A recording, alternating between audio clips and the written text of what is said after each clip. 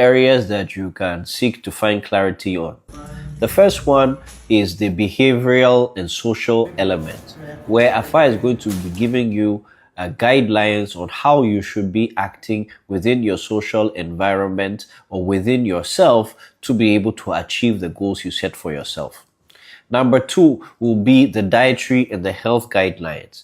What kind of actions do you need to take to be your healthiest self? What kind of food should you take or avoid taking to be able to achieve these things for yourself, not just physically, but also spiritual? Number three would be spiritual guidelines. Afa will be giving you directions on how you can be able to advance yourself spiritually to be able to achieve your goals or to be able to manifest the highest manifestation of your positive destiny, and then for you to be able to follow those guidelines so you can overcome the challenges that brought you to the mat. So this 1, 2, 3.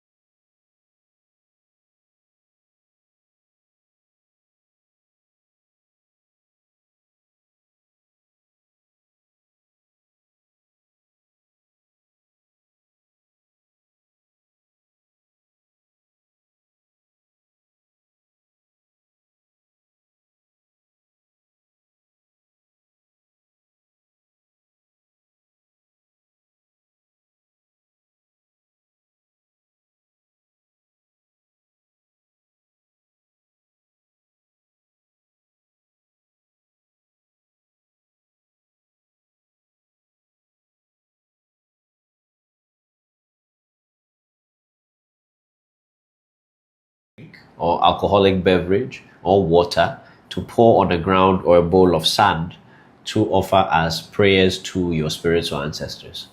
So you can do a libation simply like this by having a bowl of sand and then being able to now start by calling their divinities or God or whoever you may be or you may want to call. Usual things to ask when you offer a libation is protection against death, sickness, poverty, bad luck, jealousy, promise and fail, all these negative things that human beings have in their life that bring progress back. And then asking for health, prosperity, work, success, relationship, stability, and things like this. And then you offer your libations, mention the name of your ancestors, and then at the end of the day, close by saying Hombese or Ache, and then taste it. Libation is the act of using drink, usually clear drink or alcoholic beverage or water, to pour on the ground or a bowl of sand to offer as prayers to your spiritual ancestors. So you can do a libation simply like this by having a bowl of sand and then being able to now start by calling their divinities or God or whoever you may be or you may want to call. Usual things to ask when you offer a libation is protection against death, sickness, poverty, bad luck, jealousy, promise and fail, all these negative things that human beings have in their life that bring progress back. And then asking for health, prosperity, work, success, relationship, stability, and things like this. And then you offer your libations, mention the name of your ancestors, and then at the end of the day, close by saying Hombese or Ache, and then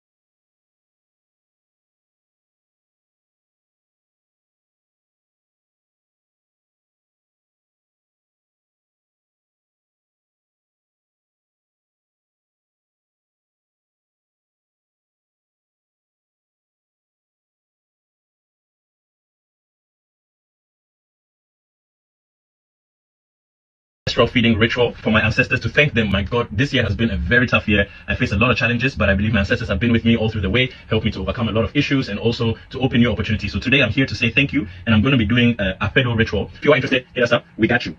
All right. In modern society, we've been largely removed from being able to connect with our ancestry, maybe beyond kind of thinking about them or going to the graveyard. And there's different ways in which we're able to connect with them in indigenous methods, and that is what we do here at African Magic Temple to try and bring you closer with your ancestors. So if you're interested in thanking your ancestors and feeding them, empowering them the traditional West African Afa way, then please let us know. So this ritual is called Apedo. You can sign up online to do this, and you'll give us a list of your ancestors' names. But basically what we do here is we call your ancestors, and then we feed them all these different drinks, as well as other things, to thank them for what they have done, to empower them to carry on the fight, to support you, to push you beyond your challenges, to achieve your true potential. A lot of times when you think of an ancestor, it sounds like some woman from 500 years ago. No, an ancestor could literally be someone who passed away this year. It could be a parent or a sibling or a cousin or an uncle or a grandmother. These are people that you might have known in your lifetime. They are part of your ancestry, and if they're not here anymore, you can thank them and you can engage and acknowledge them in this traditional way. So if you are interested, hit us up. We got you. All right. I'm a Ghanaian.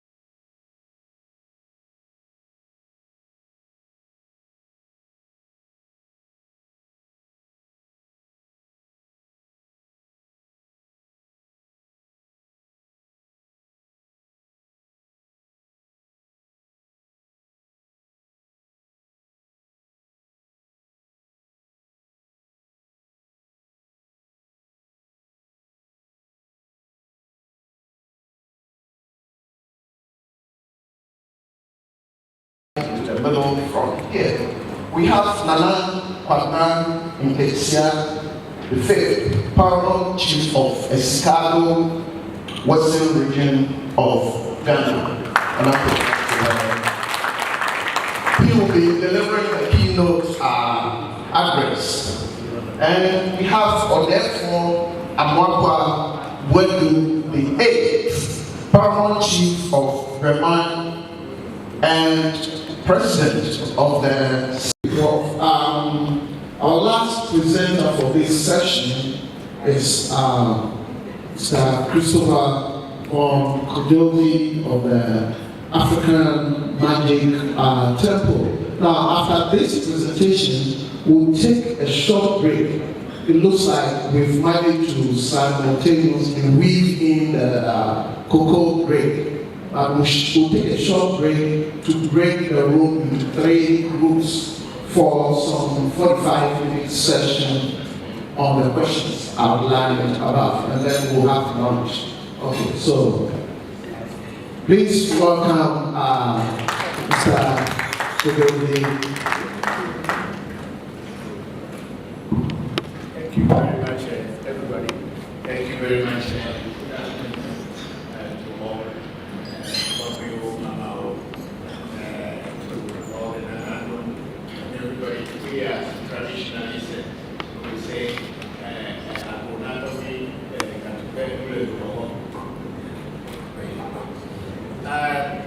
well, I was the team of people who went to Germany.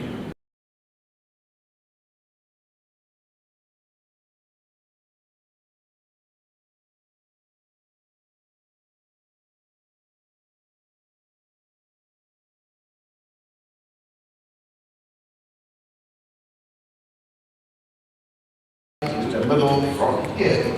We have Nana Kwadman Nketia, the fifth paramount chief of Escado, Western region of Ghana.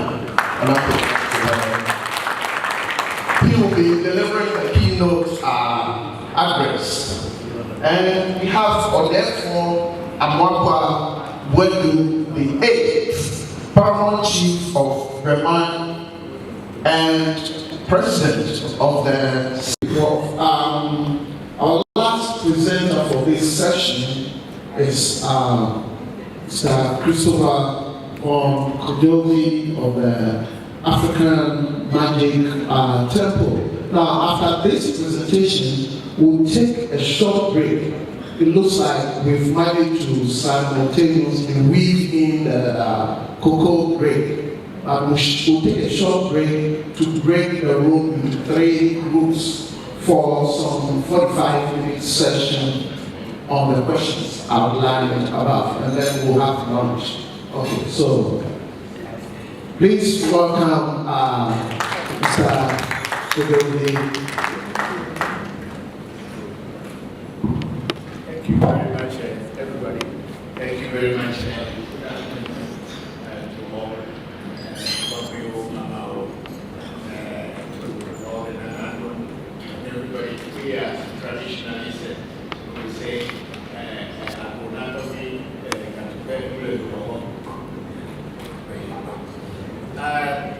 well, I was the team of people who went to Germany, to Bremen, to look at the entities that are called opiates, activists, cultural, whatever.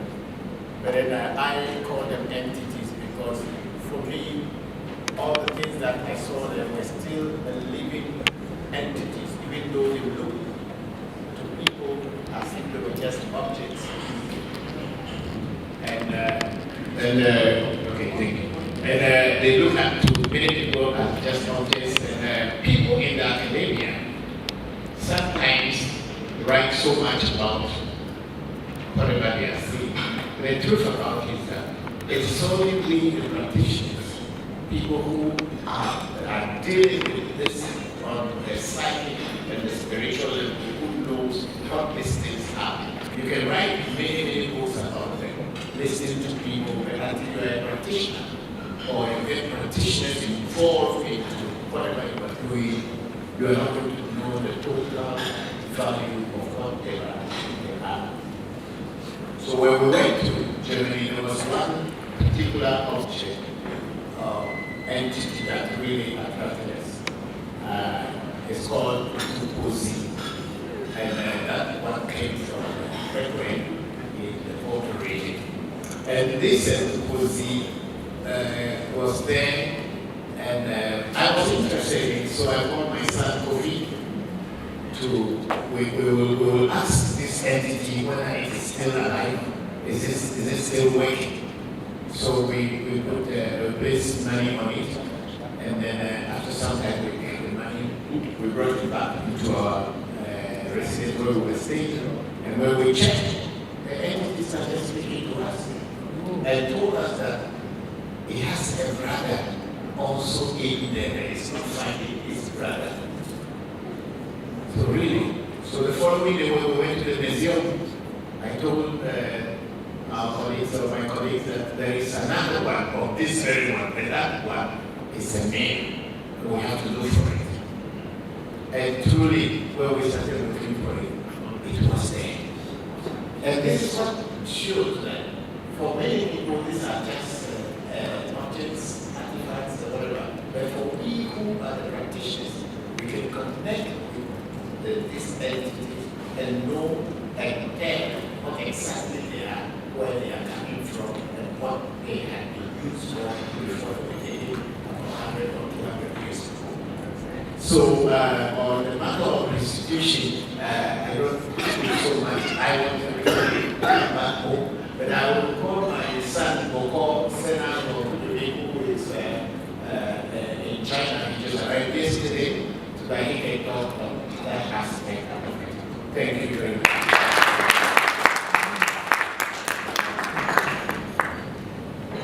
Thank you very much, Your Excellencies, Royals, Chiefs, distinguished guests, ladies and gentlemen, all protocols observed. And a big thank you to my father who also just did my introduction. My name is Sena Bokor Sena Voncujovi, and I'm a Bokor of African Magic Temple. Truly, it's an honor to be here, to be part of this restitution workshop. And as my father just mentioned, I was in Beijing, China, when I received a call from the team at the Bremen Museum who were studying about 2,000 artifacts and entities that were taken over 100 plus 150 years ago to try and break down what are the entities saying. And from where I was sitting in Beijing, there were some very interesting insights. And so today we would like to be sharing three perspectives. Voodoo perspective, or traditional indigenous knowledge custodian perspective on this topic of restitution as well as repatriation, bringing back these entities. The first thing is that these or our sacred entities should be brought back under the conditions that dignify them and restore them their value to their pre-colonial worldviews and their positions in these societies. And this includes properly doing their rituals, feeding them, and accepting them for what they were before the colonial intervention. When we did the readings, they told us that they were very hungry, and they also acknowledged even the people that had taken care of them, including the German people who had bought them or had kept them for 150 years. So they told us, one, they want to be fed the proper way using animals. And also we should do apelu, which is to feed the ancestors of one, the people of the Ghanaian side that had given the knowledge about them, but also the German people who had taken care of them. And they actually showed appreciation for the German side who have taken care of them for over 150 years to this day. And so part of this conversation around restitution of being able to bring back honor to these entities, and I really like Professor Gabor's explanation that they're entities, not items, not artifacts, but entity. It involves being able to respect the context within which they were taken and be able to continue them even in this period. But are we ready to have that conversation? Number two, bringing them back to be returned as items to be placed in a museum would just be an Africanized version of the same thing that is happening here in Europe. So in our view, them as artifacts or items in a European museum and just having them in Ghana again as an artifact within a Ghanaian museum, there's not too much difference within that perspective. So the larger question that we want to ask is, how can these entities be integrated into our communities beyond academia and in museums in a way that they can actually engage and contribute to the development of their communities, locally as well as also globally? We see a lot of people around the world through our work in African Magic ReVodution that are very interested in reconnecting with their roots.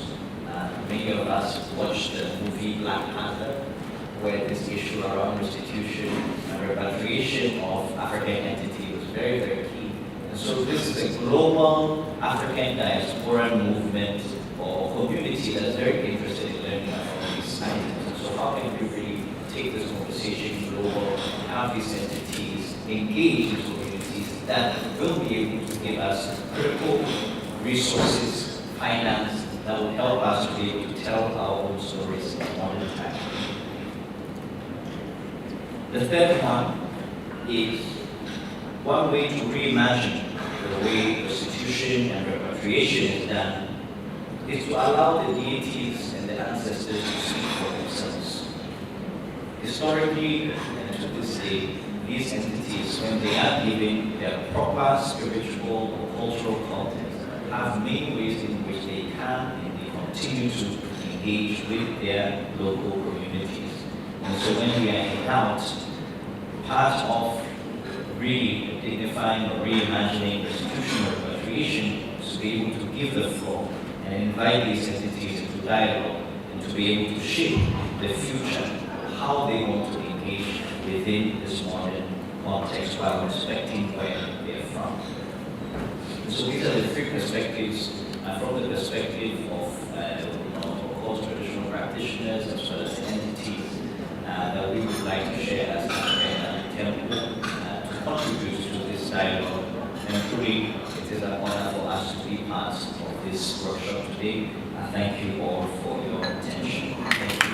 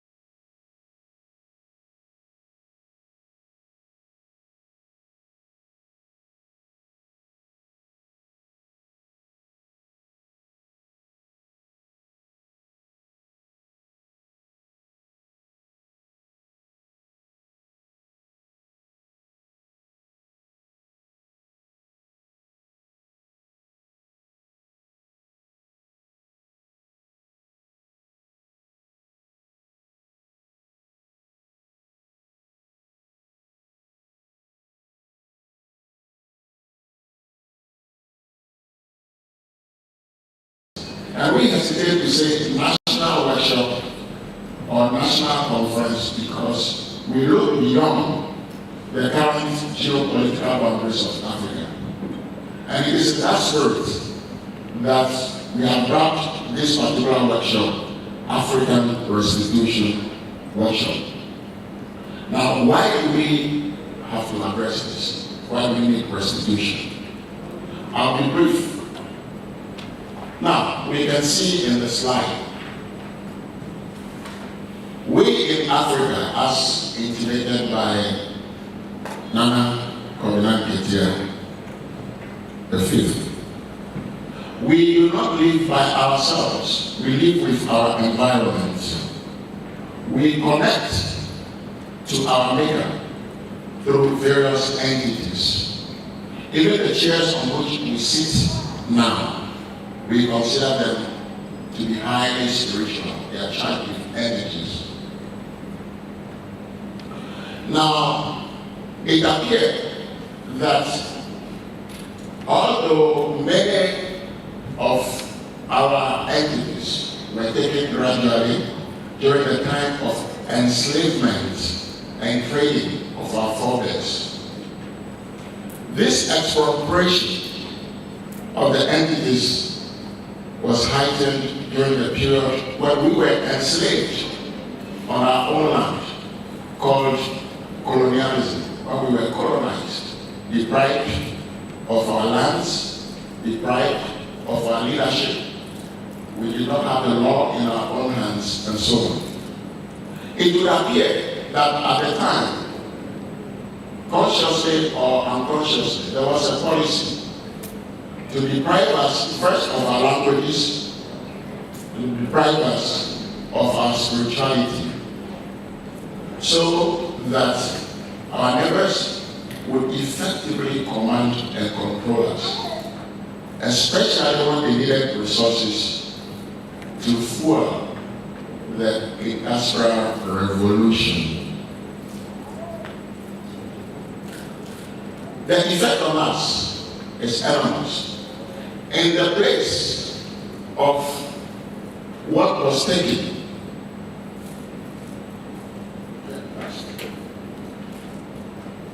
the vacuum created, the knowledge gap, was replaced by other entities. Our entities were demonized, considered idols, fetishes, and so on. Up to today, we still regard many of them as idols and fetishes, and we are afraid unnecessarily of them. In the absence of that, they were replaced by other idols. But we refer to them as saints and other images. Virgin Mary, who has a son called Jesus Christ, and I mentioned in whole that I don't understand why a mother will still be a virgin anyway, and we accept that. We have the images of Jesus Christ in some of the sacred places where Christians worship. And then some of those who brought Christianity, Murat, for example, in Elmina, and it's very well displayed, and we are expected to accept those in place. Now, the images alone do not matter. They came with value systems. They came with cognitive structures, the way we think about the world in which we live and our place in it. So, part of the effect is today. You walk and people ask you, are you a Christian? And I don't understand why I should be a Christian, why I'm African. So if you were to ask me, are you Kojo? I will accept. Are you African? Or even, let's assume that we accept the boundaries. Are you Ghanaian? But to ask me, are you a Christian? Sometimes can be offensive. So that gap made us lose a lot of things. We don't have reference to produce and disseminate knowledge about ourselves. As a result, there's a huge gap between the present and the past. Monday, particularly, supporters of the MPP. Thank you very much. Many of our entities that were taken away became objectified. They transformed them from entities into objects, especially in museum situations.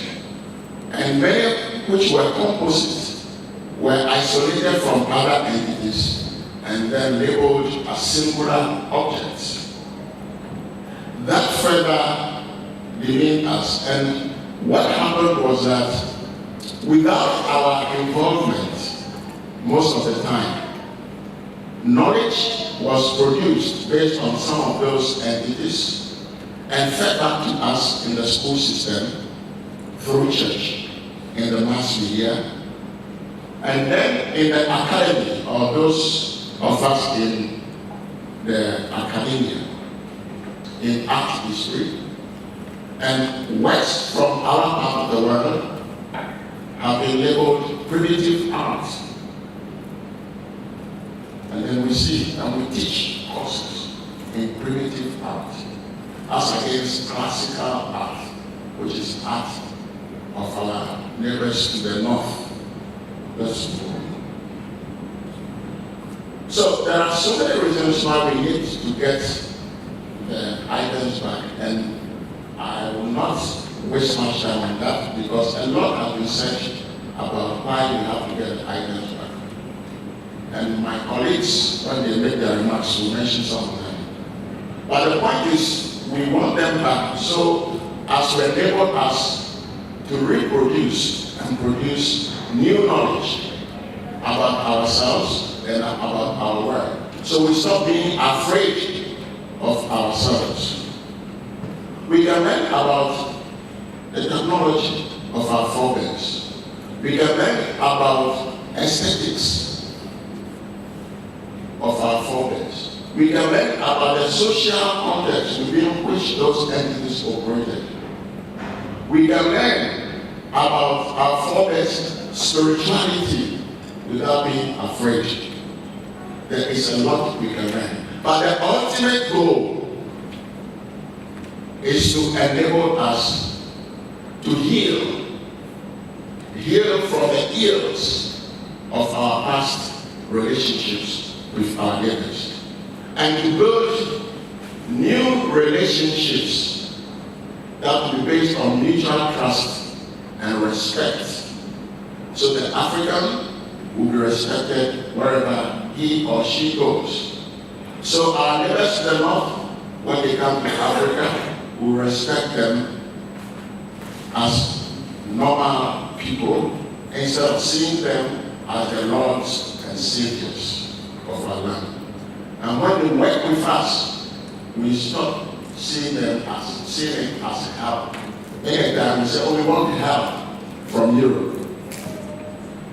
Meanwhile, we can all work together as normal human beings. So, in a nutshell, it's about enhancing cohesion of humanity.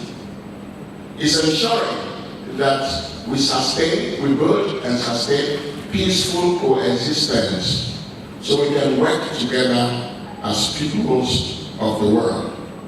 What progress has been made so far? On the continent, this is not the first time we are talking about restitution. Restitution and the lobbying advocacy for restitution began long ago. Immediately we started taking things away, our forebears started demanding them back. Some inroads have been made. In Namibia, human body parts have been returned from Germany, but that does not complete the restitution process. As we speak, some of those human body parts are still locked up at the National Museum of Namibia. They haven't reached their destinations. We've had items returned to Nigeria. As we speak, that hasn't completed the restitution process. We have items returned to the Republic of Benin, Cote d'Ivoire, and so on. Recently, we had some items returned to Ghana. Sections of them came on loan. You take my thing away forcibly, and then you bring a few back on loan for 3 years. And after 3 years, you ask for them because they do not belong to us. Some were brought back on the terms of those who returned them from South Africa and then from the Fowler Museum in the United States of America. All I want to say is that the process of restitution has begun. But restitution is not limited to returning or repatriation of our entities. Restitution is a process which will be completed in the long run when we repair damages that have been caused not only to Africans but also to Europeans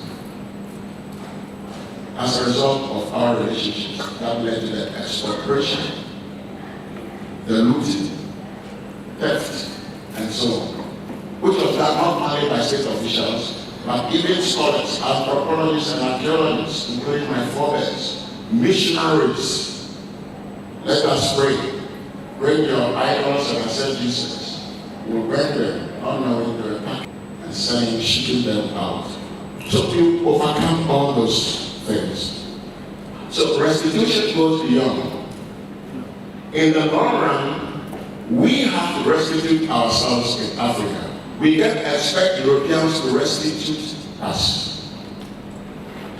They will work with us to return many of the entities. We cannot, in reality, empty the museums and the private hands, what the private people have collected. Because first, some European nations and museums may wish to hold on to what they have got from us, cling onto them as trophies. At the same time, it isn't everything that our people will want to receive today. But the process has to continue. We have to get whatever we can get, use that as a reference to produce knowledge about who we are, to heal, build those new relationships. So far, we have had some claims made in Ghana. Claims from Apini Traditional Council, Ando, and I'm glad to see Okokowope, Fiaga of Ando in our midst. Toby, welcome as the paramount chief of Ando. Fortunately, the relationship building has begun. Germany has made overtures. I, in particular, as chair of Ghana's focal team on restitution and chair of the Ghana Heritage Committee set up by National Commission for UNESCO, I've been invited to a series of meetings by German federal agencies in charge of restitution. And recently they sent a note verbal. They've also established a group with which we can deal directly to address the issue of Bamboo and other places. It is in that story that I am happy that we have here, in addition to my sister who came earlier, His Excellency Daniel Kroll, who is the German ambassador to Ghana with us. Welcome. We have to enhance this process of relationship building and understanding. We have several materials that were taken from Togo. Now, when I'm talking about Togo, I'm not talking about Western Togo, which some people are clamoring over. I'm talking about the general area, the region that our neighbors to the north operated. So many items were taken by missionaries, some of them kept, overseas museum in Bremen, from where missionaries of the Evangelical Presbyterian Church, the North German Missionary Society, came to operate here. I've had the privilege to begin researching with colleagues from Germany, including Professor Friedrich Meyer, as well as Silke Siebold, who is curator of the museum I mentioned, and other academics, including Salah Ajay of the University of Media Arts and Communication, Angela Mansa-Kruger, doctor, who is from the University of Allied Health Sciences in Hull. And then we decided that we were not competent enough to deal with the entities. So our team will not be complete without the involvement of practitioners. So, Ewe Vodu, Bokor, Voncujovi was incorporated together with Bokor, Kofi from Voncujovi, who is also here with us, now 18. The gentleman actually was 17 years old, and he's a diviner. Kofi, can you rise so we see you?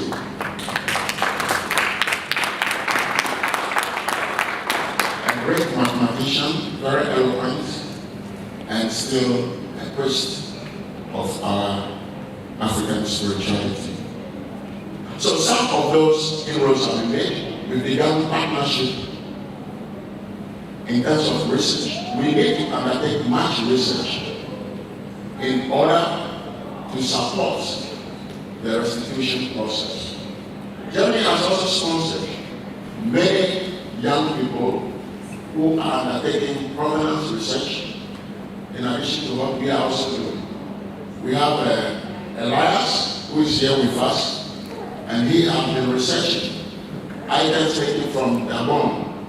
You recall that some time back, the first set of chiefs and elders who lost their lives in battle with colonizers was in Adigo, and some of those materials are in Germany. The research is being undertaken, and eventually we will lay claim to some of them, if not all of them. And for that matter, I am glad that Alhaji Alassane Idi is with us there all the way from Delhi.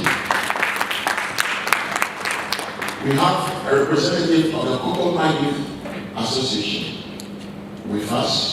Guidance, can we share around all the way from Kokoma joining us today. We are aware that when the Dutch were here for 235 years, they operated here after the Portuguese were here for 155 years. The Dutch were here for 235 years. In the process, they have discourse with our brothers and sisters in the West. It led to the death of some people. It led to the burning of villages, all villages west of Elmina.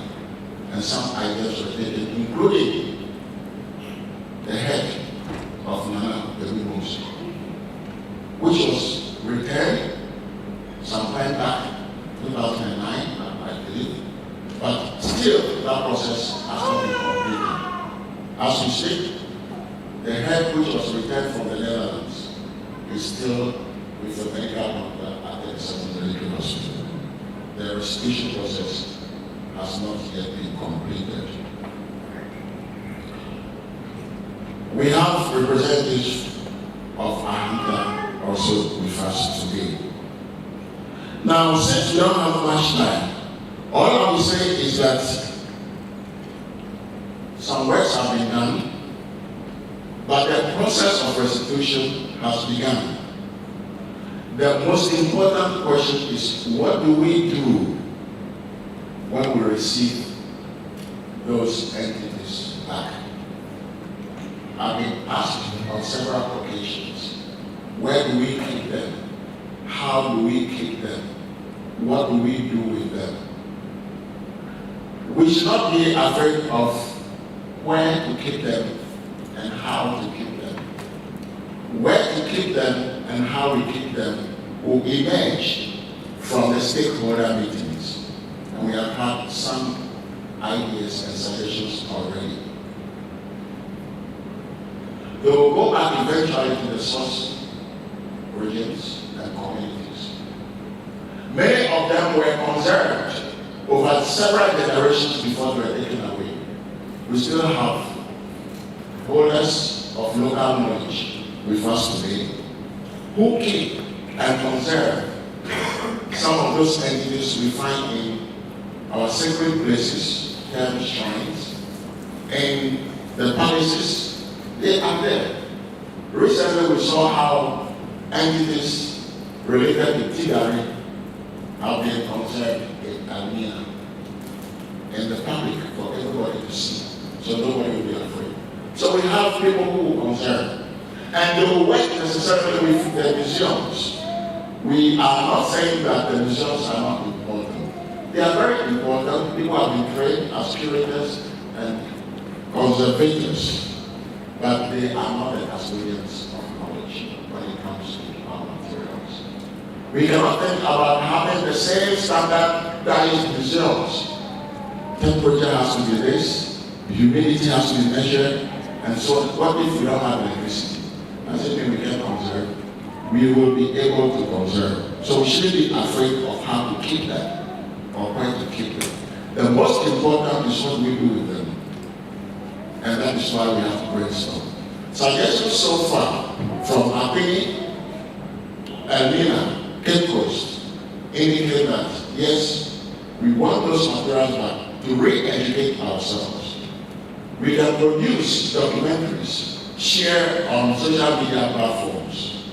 We can produce books for our children to learn, to understand the greatness of our forebears and the importance of those of us present today, so we can have positive future imaginaries on which to build Africa.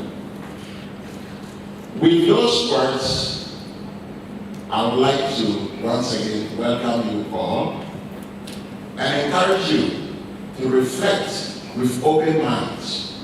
Once we enter this room, let us live over and above our belief systems. Let's live over and above Christianity, Islam, indigenous spirituality, and think as a people, think about our past, our present, and our future. So we have a discussion dispassionately, no emotions attached. I know when it comes to issues of restitution, definitely people will be emotionally charged. But I want to encourage you that this is a time for us to be patient and ensure that whatever we do here would heighten discourse on restitution across the nation called Ghana, first across the sub-region. We want to be able to network with our colleagues across the continent. Working as individual countries or working as groups of people will not help us. It will still be buttressing the divide created in 1854 in Berlin. So the police working alone, Ivorians working alone, Ghanaians working alone, Zimbabwe, Tanzania, Namibia will not help us. Let us speak with one voice as a people. Enhance communication among ourselves, irrespective of where we live. And that is the essence of true restitution, repairing the damage. On the last note, restitution cannot be isolated or separated from reparations. When we talk about reparations, it is not necessarily about the quantum of money that will come to government and drop into a bottomless pit. It is about how we work together to restore what we have lost, the knowledge. We saw a film that led us into this discussion. How do we restore our minds? But why talk about we must emancipate ourselves from mental slavery? Professor Didi talked about the personhood. Kwame Nkrumah's conscientism will guide us. And so, my brothers, sisters, my elders, this is the reason why we are gathered here today.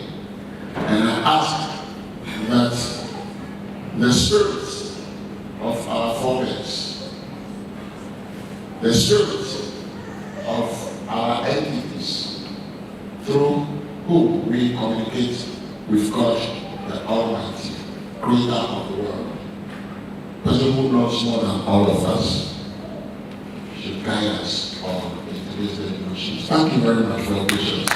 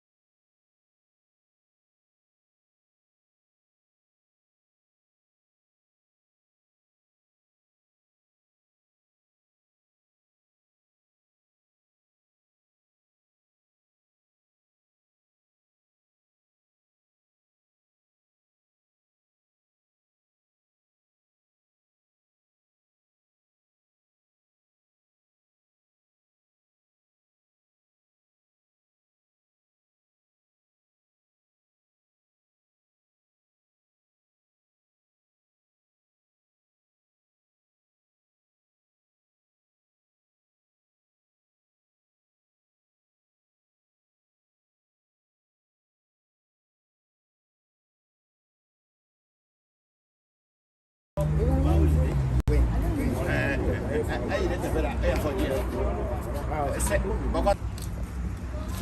have to use your phone to record. You cannot take the book today.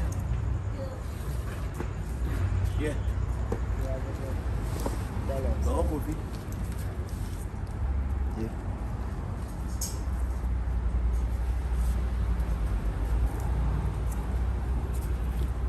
You cut this one for me. Where we will go?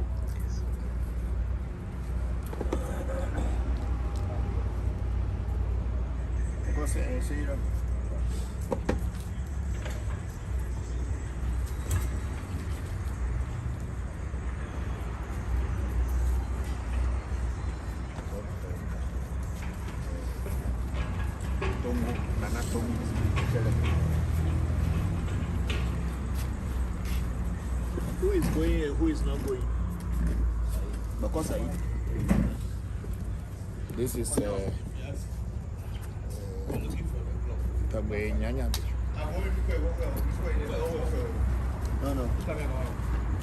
Nobody.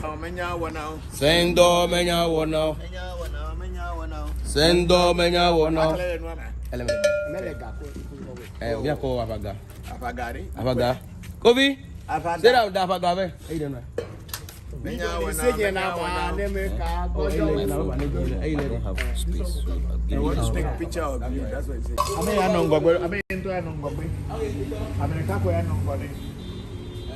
Follow them. You only one person will be in front. The senior priest will be in the front. The rest of you will be at the back. But watch traffic. Party. Where's your slipper? No, we'll get it for you. Where is it? It's under the bench. Okay. What color?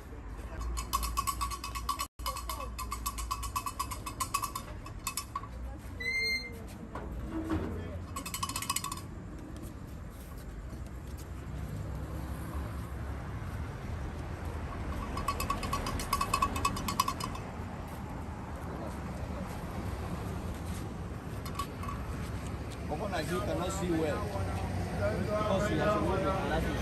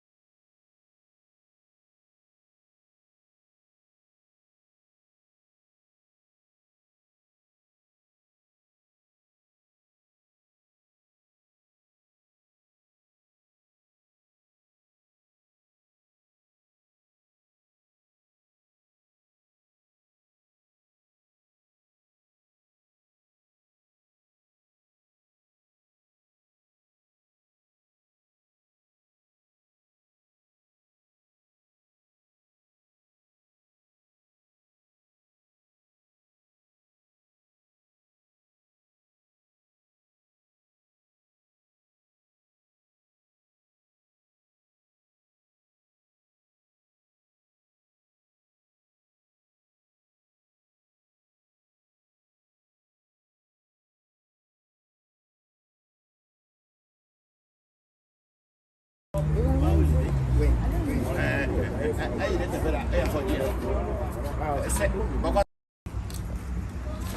have to use your phone to record. You cannot take the book today. Yeah.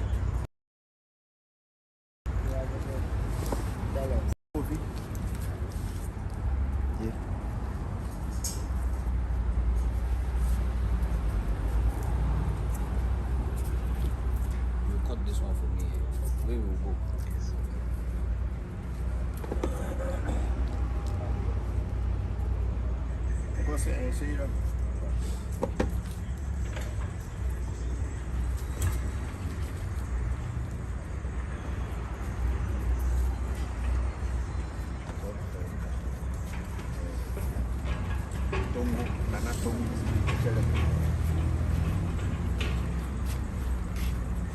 Who is going and who is not going? Because I this is no.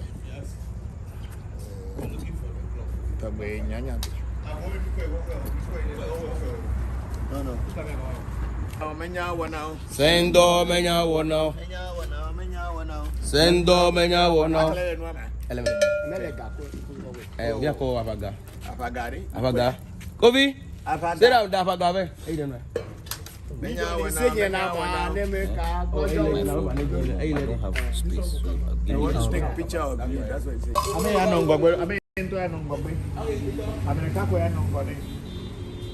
Follow them. You only one person will be in front. The senior priest will be in the front. The rest of you will be at the back. But watch traffic. Back of party. Where's your slipper? No, we'll get it for you. Where is it? It's under the bench. Okay. What color?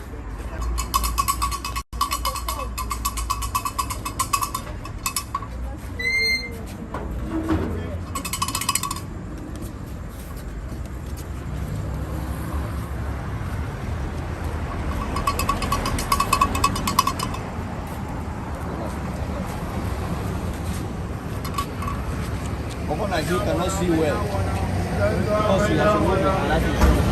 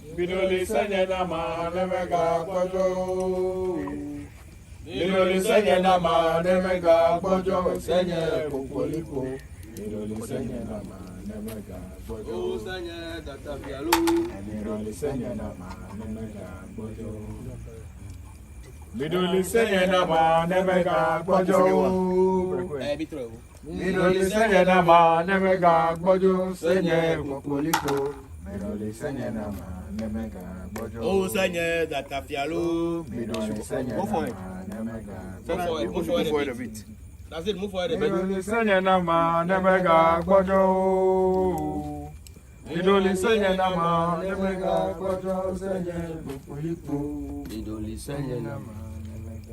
Oh, Sanya, that Tafialo.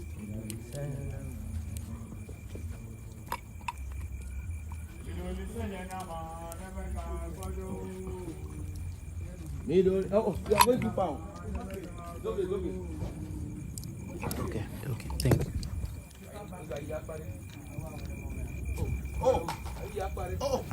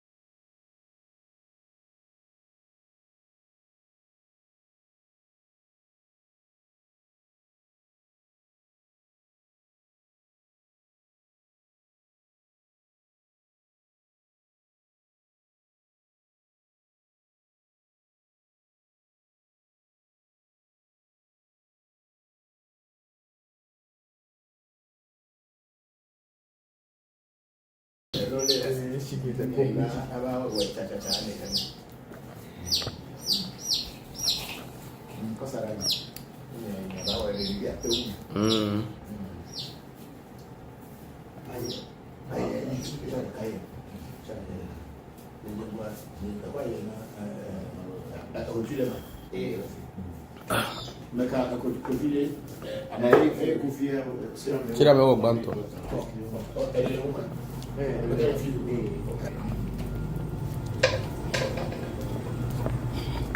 Onde irá?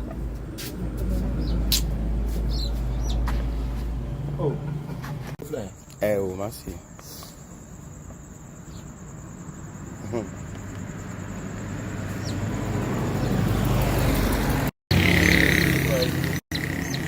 Aleluia. Bonito.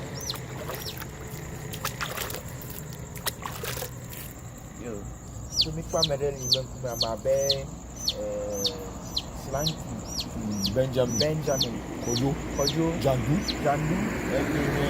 Asamoah Danny Tony ye kanu ko ni buda ye ku ko kune ya tepe ami show ko de kanu de ko be ni de ku tuna ama be Slanky de be ni ko ko ya u de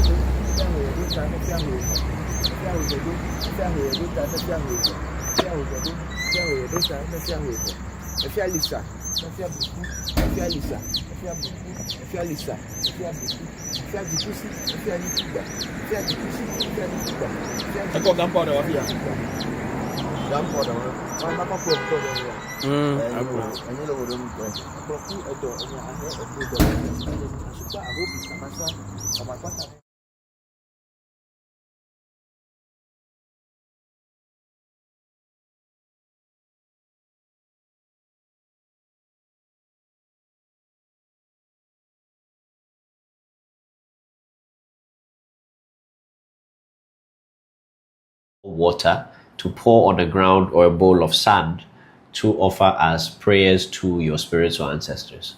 So you can do a libation simply like this by having a bowl of sand and then being able to now start by calling their divinities or God or whoever you may be or you may want to call. Usual things to ask when you offer a libation is protection against death, sickness, poverty, bad luck, jealousy, promise and fail, all these negative things that human beings have in their life that bring progress back. And then asking for health, prosperity, work, success, relationship, stability, and things like this. And then you offer your libations, mention the name of your ancestors, and then at the end of the day close by saying Hombese or Ache, and then taste it. Libation is the act of using drink, usually clear drink or alcoholic beverage or water, to pour on the ground or a bowl of sand to offer as prayers to your spiritual ancestors. So you can do a libation simply like this by having a bowl of sand and then being able to now start by calling their divinities or God or whoever you may be or you may want to call. Usual things to ask when you offer a libation is protection against death, sickness, poverty, bad luck, jealousy, promise and fail, all these negative things that human beings have in their life that bring progress back.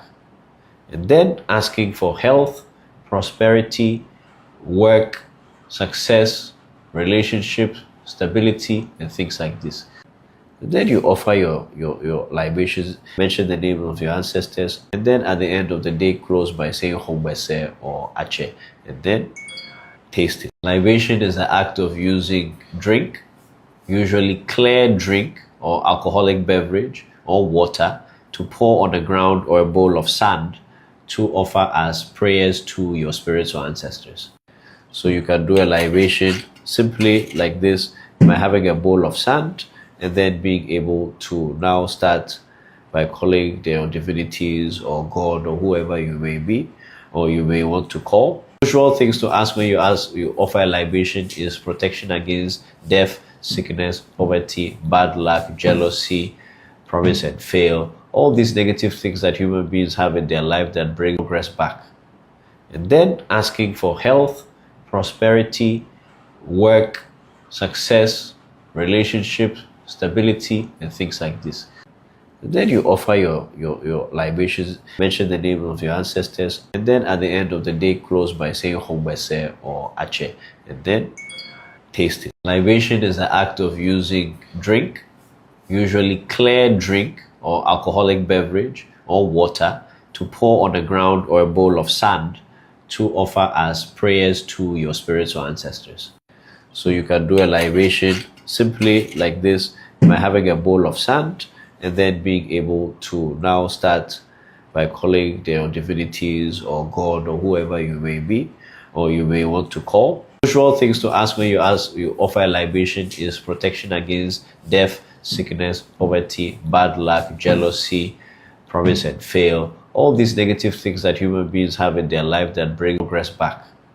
And then asking for health, prosperity, work, success, relationship, stability, and things like this.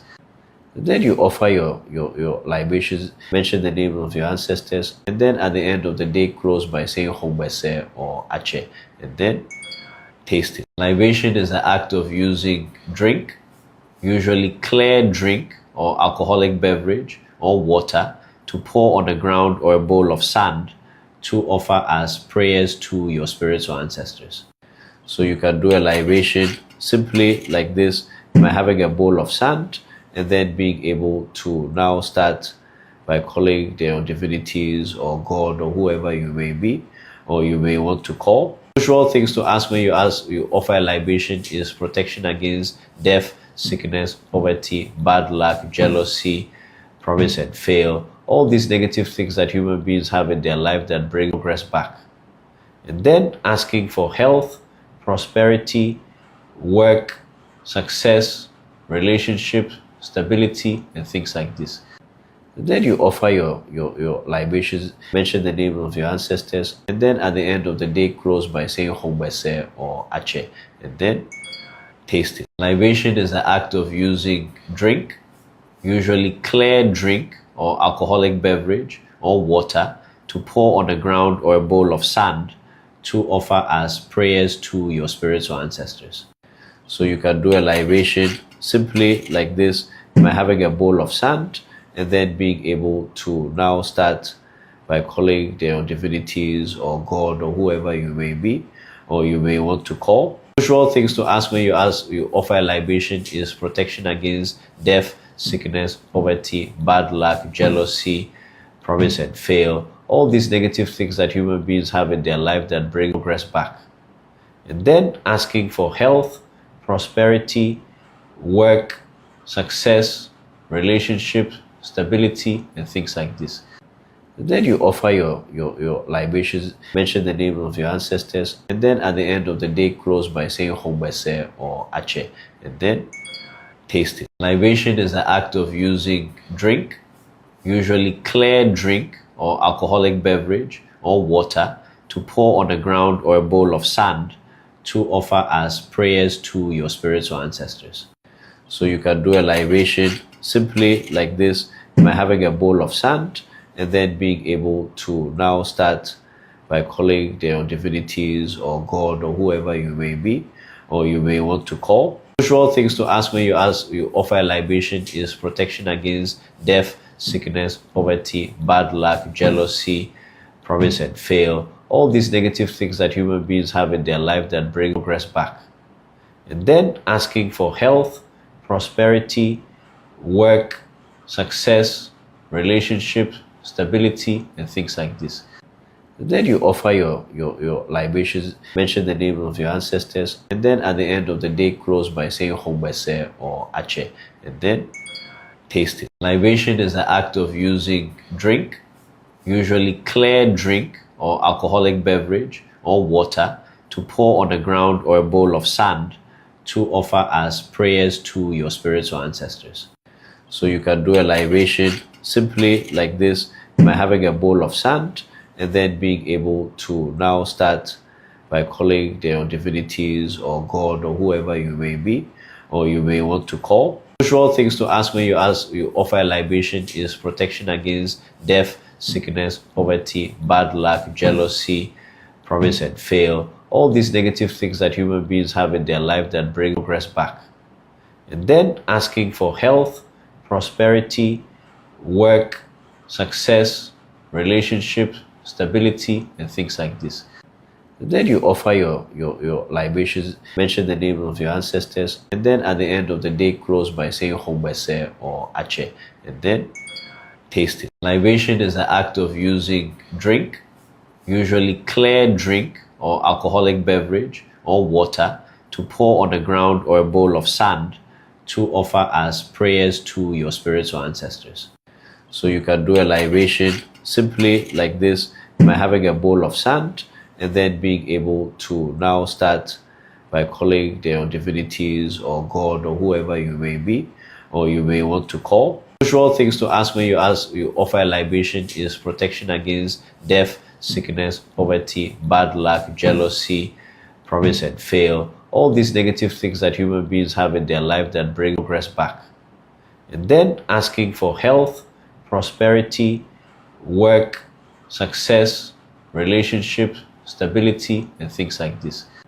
And then you offer your libations, mention the name of your ancestors, and then at the end of the day, close by saying Hombese or Ache, and then taste it. Libation is the act of using drink, usually clear drink or alcoholic beverage or water, to pour on the ground or a bowl of sand to offer as prayers to your spirits or ancestors. So you can do a libation simply like this by having a bowl of sand and then being able to now start by calling their divinities or God or whoever you may be or you may want to call. Usual things to ask when you offer a libation is protection against death, sickness, poverty, bad luck, jealousy, promise and fail. All these negative things that human beings have in their life that bring progress back. And then asking for health, prosperity, work, success, relationship, stability, and things like this. And then you offer your libations, mention the name of your ancestors, and then at the end of the day, close by saying Hombese or Ache, and then taste it. Libation is the act of using drink, usually clear drink or alcoholic beverage or water, to pour on the ground or a bowl of sand to offer as prayers to your spirits or ancestors. So you can do a libation simply like this by having a bowl of sand and then being able to now start by calling their divinities or God or whoever you may be or you may want to call. Usual things to ask when you offer a libation is protection against death, sickness, poverty, bad luck, jealousy, promise and fail. All these negative things that human beings have in their life that bring progress back. And then asking for health,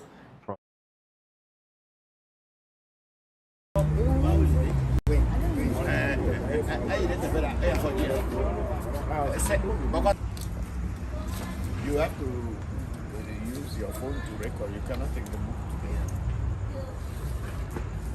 today. Yeah. No coffee. Yeah.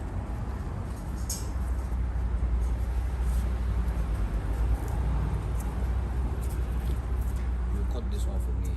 We will go.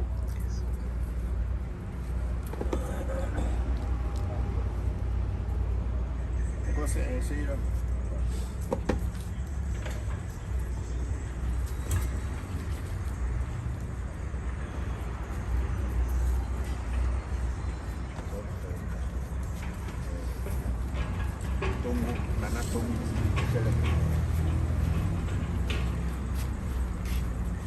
Who is going and who is not going? Because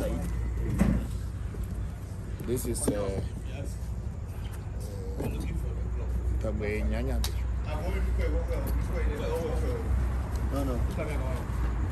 Nobody. Menya wana. Sendo menya wono. Sendo menya wono. We are called Abaga. Abaga. Kobe. Sit down, Abaga. Hey, don't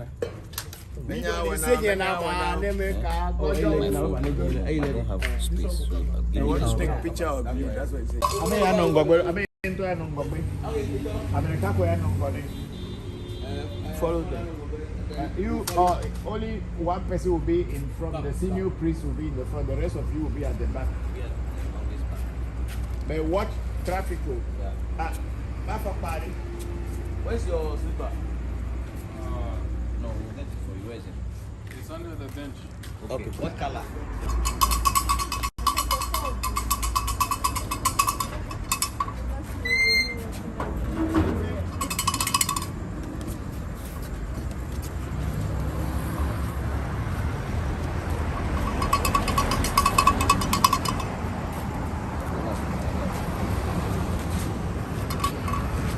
Bokor, you cannot see well. Because you have to move your glasses.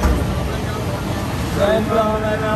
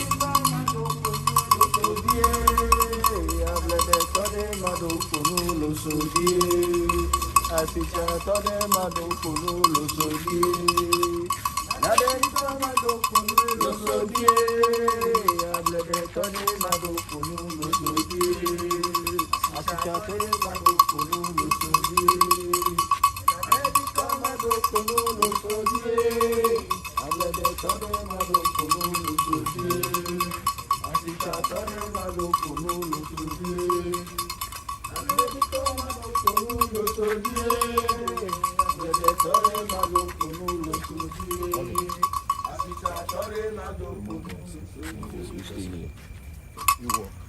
Come.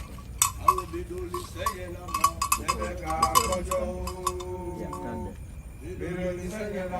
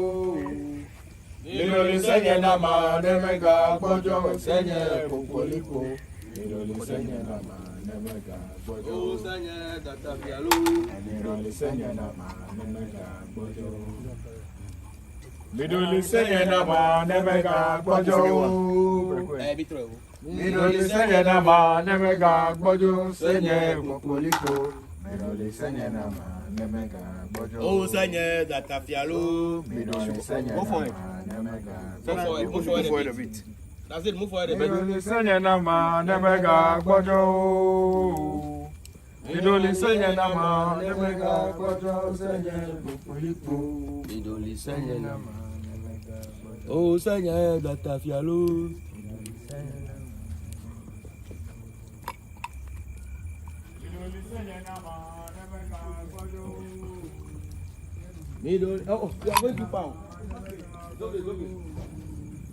Okay, thank you.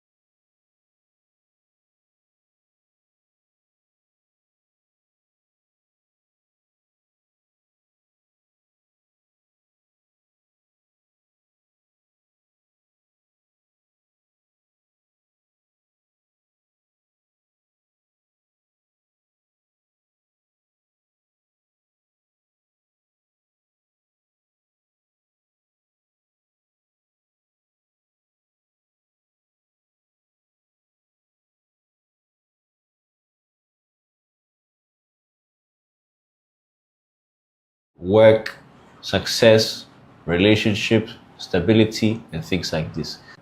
And then you offer your libations, mention the name of your ancestors, and then at the end of the day, close by saying Hombese or Ache, and then taste it. Libation is the act of using drink, usually clear drink or alcoholic beverage or water, to pour on the ground or a bowl of sand to offer as prayers to your spirits or ancestors.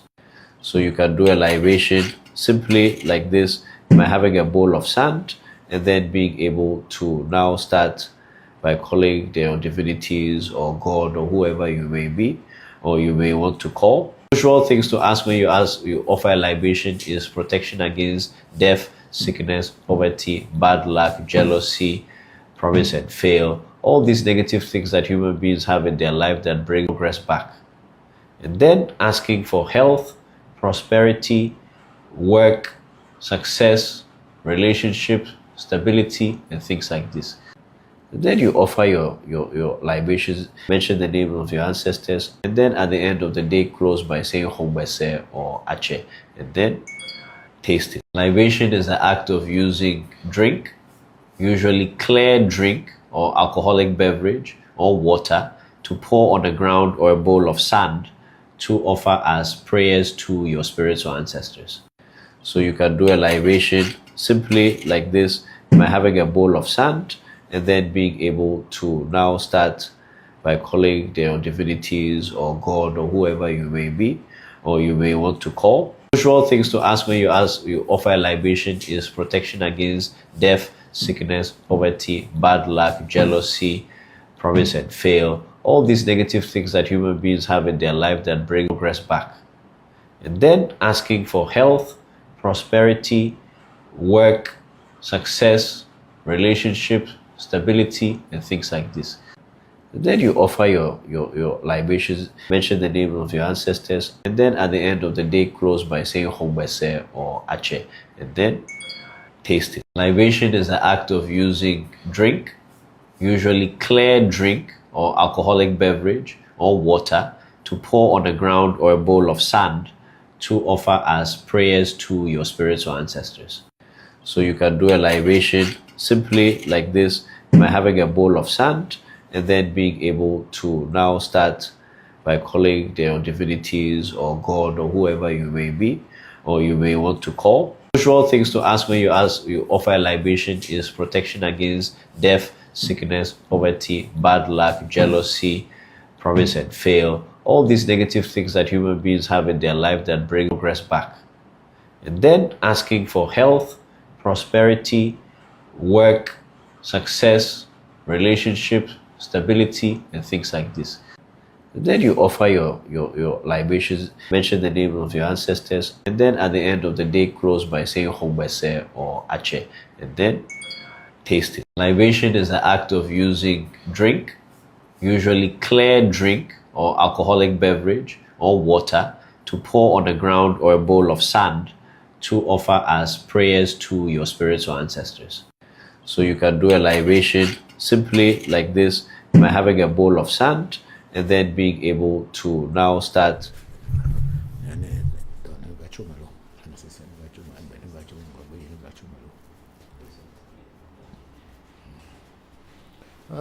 this Kofi, make sure we're not gonna miss a new. Make sure this thing and the head doesn't get lost there.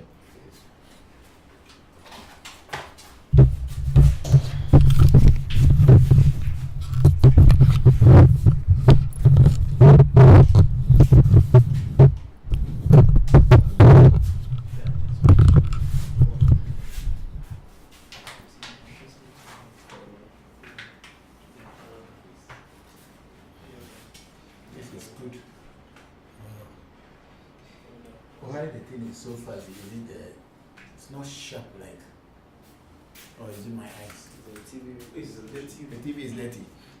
The resolution, the quality. How do you make it to be good? Is the HDMI, but on the computer is very. Okay. It's quite light. No problem. Let's go. Let's go. Yes, please.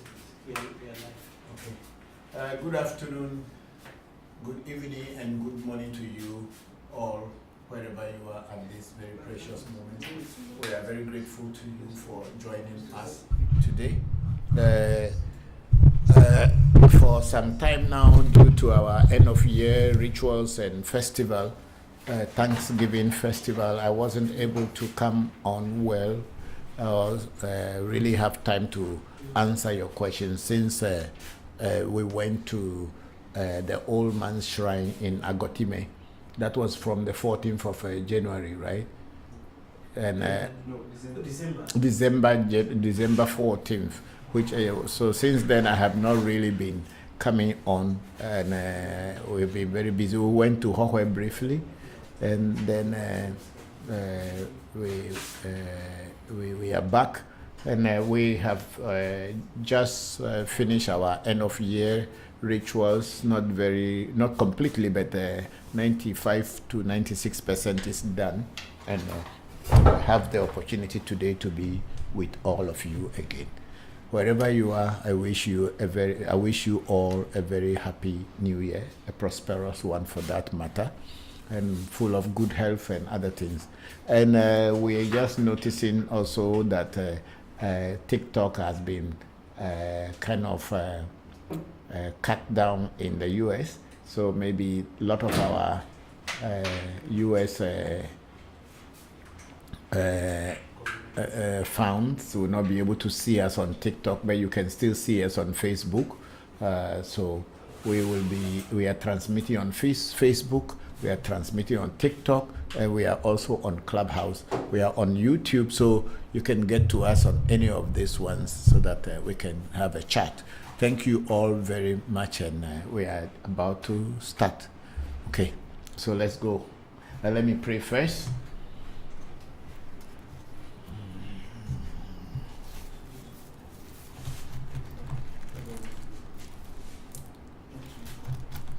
Kenny? Which one is that one? And they say we should catch 1-4. Okay, so that you can cut that one into pieces later. Yeah, that's a good idea. Now we have all the gadgets. Yeah, we don't need to worry about that way. It's a good thing. Do you have memories enough? You have removed have you removed all these things we have recorded on this thing so far, or they are still there? We've used it for so many recording, but then I don't think you have removed them. You have not downloaded them.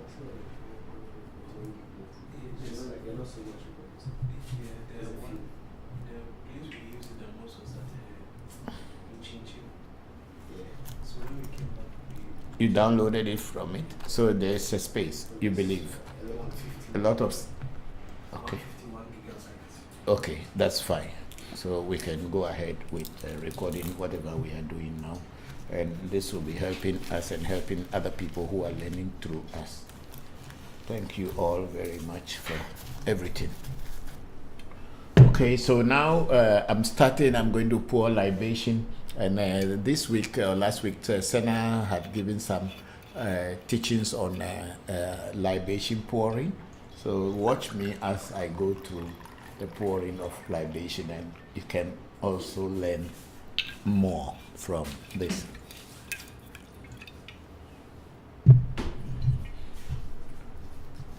Oh, ago. Mado ago zieto. Meyo mauga sobolisa. Meyo mauga kitikata. Meyo mauga ese. Ese joto ame joto. Ese na anuame. Ese te na anuame. Woman of heavy, doc no heavy. Woman of heavy maybe an anu doc no heavy o bena olo. Doc no heavy maybe an woman of heavy o bena. Ese popolipo. Ese datafia. Ese nyo ame nyo. Ese gla ame gla. Ese Georgie ame Georgie.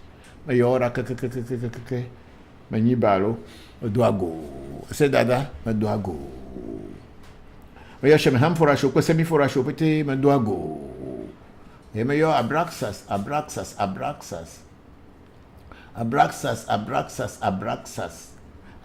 me yo zi adre ko doago yo ta adre to be vi me kuna o ve so re ka me yo me doago e me yo miano zoje anyiri zo kakachi kazi boshi andre mi ala fa banya gbe mi la pe akwe banya gbe mi na joru hono me yo ra kekekelo wenya yingba ma joflo afokla yingba mo do adika wenya fle me ma tekulo eteku etega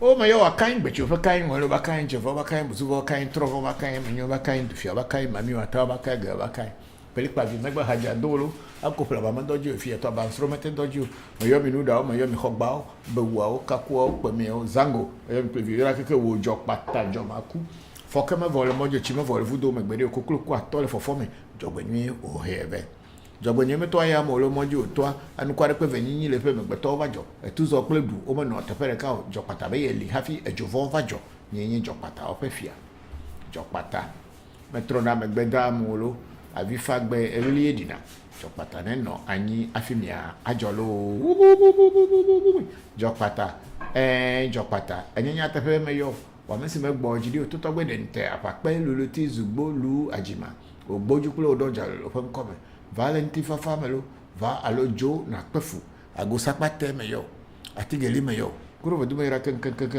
ala afia le meyo amagasa se geja papa sese ko dare plongire amagasa se papa sese Hekese meyo brahini meyo bogbochi meyo ngbe foli bo foli koko mo ne ke gomni godo kulche kuma komlanga tagonyo kutobe ne fana mi tabugeje ba ha meyo tonyo kosipe ku akuye no nyamere yakoso goku fonyo ko gugeje tasi nyama o si fusi jam koso abra ko bra mama nye gbojo imba tagoja ko kofi tagonya ku bia mensa mama nye doro efe ngbe peku no kutobe ne fana mi yo poyenye Celestine ya wakubia Catherine akubia fonya sense ko fonya ya Ben akubia kutobe ne fana mi lo me yo mi asron e wo mbo achuchu achufu akubia Cecilia akpene eka tefe mensa kutobe ne fana mi ya wo no tuji boko atireke komla atireke metu aho kutobe ne fana me yo boko adafli so sofa hu agbovi boko afacha wajoge kutobe ne fana me yo no le vakpo no hono le gbe ya vegan to gbe amaze kutobe ne fana mi ye me yo to gbe na ni tretu le jita to gbe Abraham jivenu le chame kutobe ne fana mi to boko me yo to gbe fiato Simon Kavila benya na si agotime kutobe ne fana mi lo me yo Daniel Evie pamare le agbaro kutobe ne fana yo amaga koku Anatovi ankaima bako kutobe ne fana lo me yo Happy akoso abaji kutobe ne fana me yo Harrison George ajovu kutobe ne fana lo nyatepe me yo Azuma komla agbovi kutobe ne fana go o me yo Trevi violo me yo Brahini vio beje vio kubia vio gbe vio po jime na bacho ya ngwate shi mate mama te churu Carpenter Road okpo egono ubazi museum no pete kutobe ne fana ni me yo wa bochi sakara kama cho apa obe adogo o kotokoli ron ko o kunuma ku agbere ngbere to be wa le acho o franta mani o fifini nkuma bisinkra o kofi to jambaku o chotua kofi o cho hen kofi atra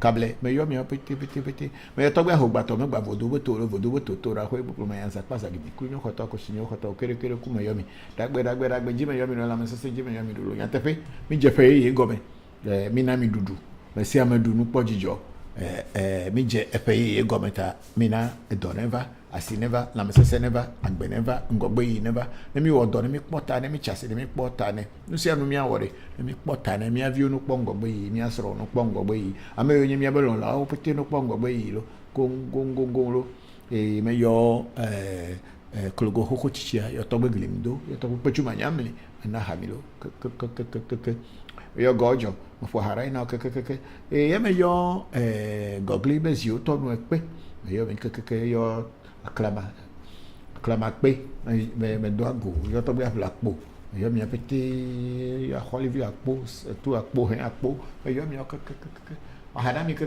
dagbe ji me yo mi apete ro asinedi to never to pe me yo to bi anya be dagbe ji me yo mi do mi awele ngogbe ya me le mi ayo mi me no ngogbe na me kada mo dagbe ji me yo mi lo yo TV negbe chivonu TV ngoni vonu TV ajevonu TV tahe me de egbe ekereke de egbo ke pezaji de egbe za kutobe de pezaji tai de egbe za jaga ba gbodo vi me ko acha gbodo zumo la obeto me yo ra ke woli meji dagbe me yo mi lo nwake mi fo ye me yo afana gonu afagbo ma jezo okwe su pele to amaso le me eda pe avidi me yo pele gbe meji eku meji wole meji di meji loso meji moli meji abla meji akla meji guda meji sa meji ka meji trupe meji tula meji lete meji che meji fu meji moli che tula me yo klebo bi de ko kwa to ba do bo alo me to ba de ande ma fo ide ndisia go me ba si me melelo to mama me ba si me melesia. Okay, so we are ready to go in the new year. Today is the 19th of January 2025, and this is our first, I would say our real first show in the year. Thank you all very much for standing by us. I have on TikTok, we have a Pearl Sedi. Is it Sedi? Saying good evening, Pearl. How are you? Thank you very much. And then again, Pearl again said good evening, Daddy. Good evening, Pearl. How are you? And then Pearl said he said okay. Then Pearl said he went on to say you are welcome. And then many happy returns. Thank you very much, Pearl. I hope you are fine. I hope everybody is fine. I hope your family and your loved ones are all fine. Thank you all very much for being here. Today, TikTok may not have so many people because of the ban placed on it in the US. But then, not everybody using TikTok is in the US. We Africans are not in the US. Okay, yes, we are here in Africa, in Ghana, and Nigeria, and all these things. So please, those of you who can see us, please, and can hear us, please come on, send your greetings, your questions, and everything, and I am here to help answer those questions for you. Thank you all very, very much. We have Emmanuel Selassie Mark. Is it just Mau? Okay, Emmanuel Selassie Mau is a long time seeing Papa. Happy New Year. Thank you very much, Selassie. Happy New Year to you. And then we have a person will Rashford reconcile with Augusta. Pearl Sadi, I don't know who is Rashford and I don't know who is Augusta. There is no way I can know whether they will reconcile or they will not reconcile. I'm not such kind of a priest, a Bokor, or a diviner without knowing people. I'm not a pastor who will just say things without knowing the reality of it. So I have no idea about who Ransford is, and I have no idea about who Augusta is, so I cannot give you any answer on that. Thank you very much for the question. And then Pearl said, okay, thank you.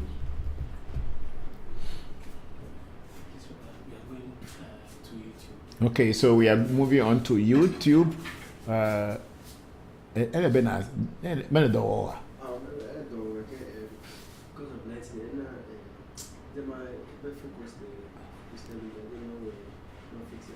So try to fix the focus, because whatever I am saying will be needed tomorrow. Okay, so we are on YouTube now. We have Togbe Jigbezanse Soka. It's Ajaloko. It's a greetings and good day, Papa Bokor Enuledo. I hope all is well at African Magic Temple today. Thank you very much, Bokor Jigbeza Enuledo. America Medena Nudo Woli Wofun. Yes, we are all fine at African Magic Temple, and we are doing well. And then we have Mamishi and Musa and Brittany. Contest blessings and greetings, Papa and AMT family from Brittany and Musa. Hello, my brothers and my sister. How are you all? Thank you all very much for joining, and I'm very grateful. Thank you. Happy New Year to Musa. Happy New Year to Brittany and your children. I'm grateful that you joined today's section. Yeah, thank you, and thank you very much. And then we have Bella. I say, good morning, Papa. I hope all is well. Yes, Bella, how are you? Thank you. How is Sabrina? I hope you are all fine. My regards to you all, and Happy New Year to you both. I'm grateful.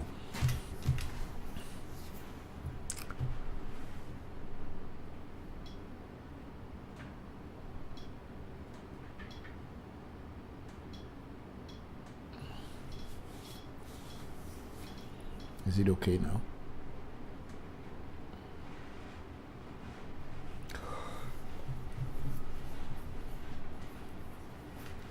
Our big sister Luna Nicole said that she is not.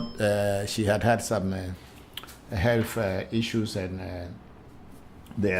she wouldn't be able to join us today. We wish her a very quick recovery and a speedy recovery. Yeah. We are in prayers with her.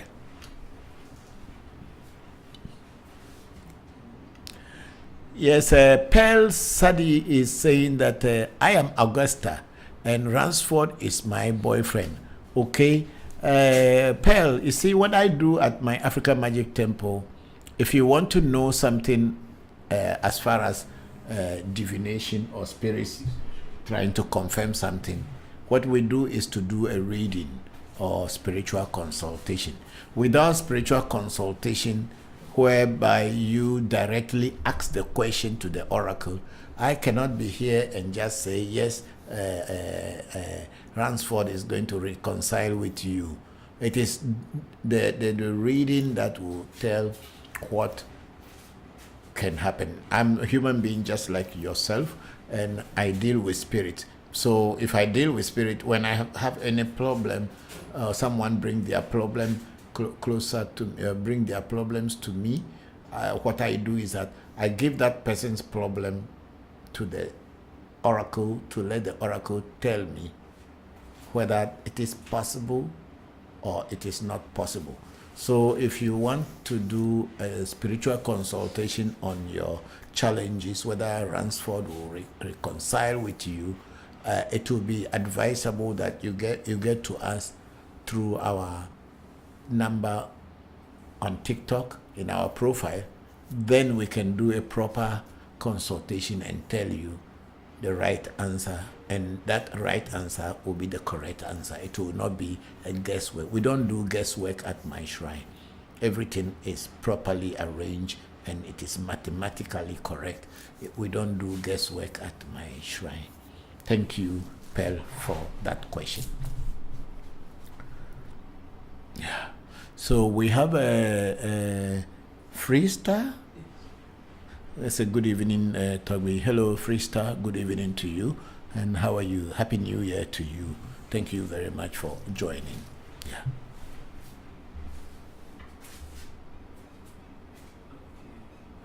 So because this issue, they have banned TikTok. Americans too are also staying away from Facebook. Because they are protesting. Oh, it's okay. It's not our problem.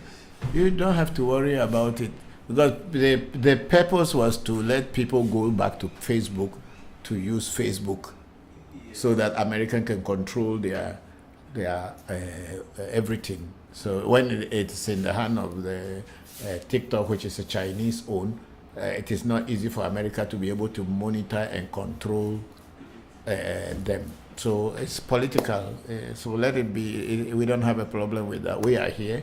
Whoever can come through, whichever way, we are here. If they are able to come through, we will discuss it. We don't need to get involved into these big two elephants trying to control each other or fight each other. It's not our business. Yes. After some time, everything will settle. Yeah. So there's no problem with that. Okay, we have Zil Harris is saying, I'm joining the Meta blackout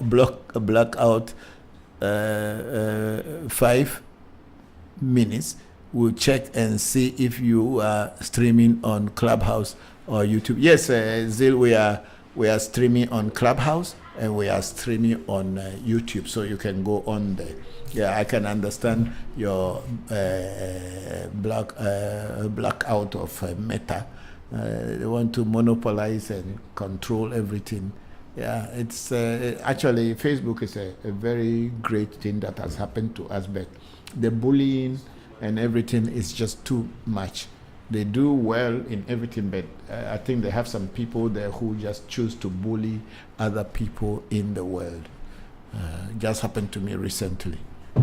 For no reason, I was suspended, and I have to appeal. And the appeal was threatening me that if I do the appeal and they found out that I am against the community decision, they will block me forever.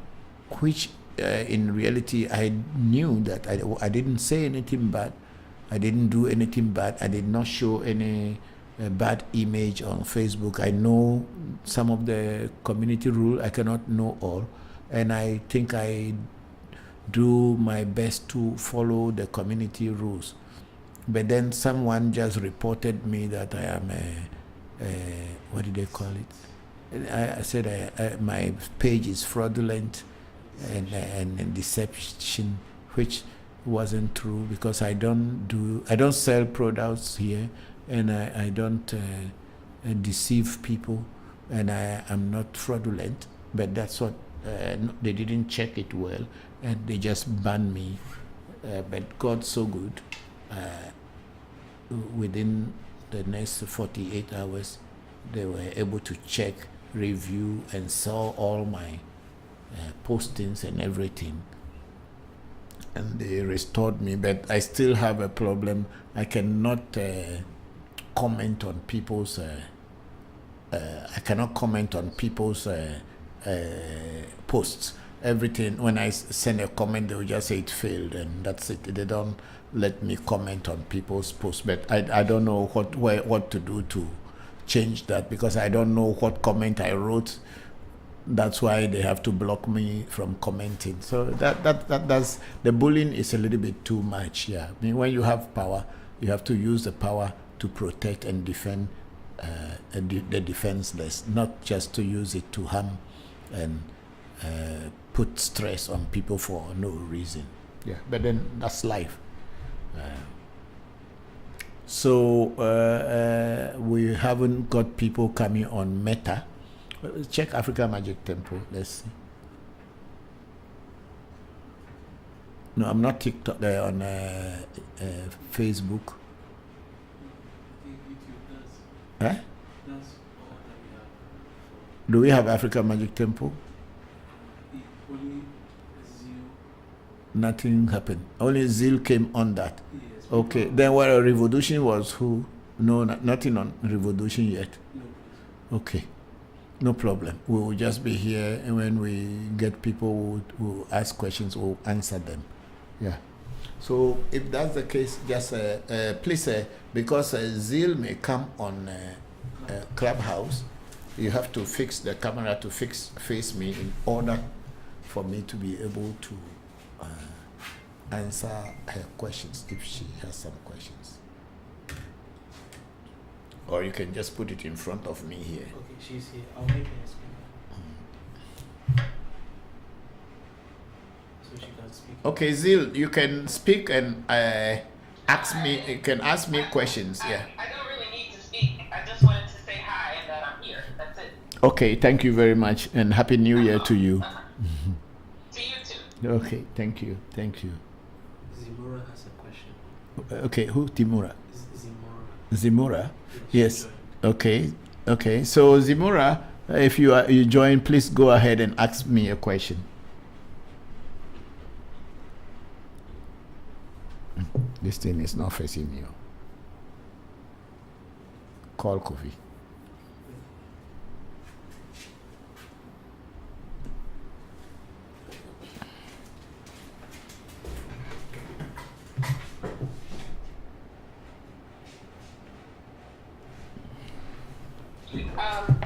I don't have a question, but I just have a comment. Okay, please go ahead with your comment. Bokor.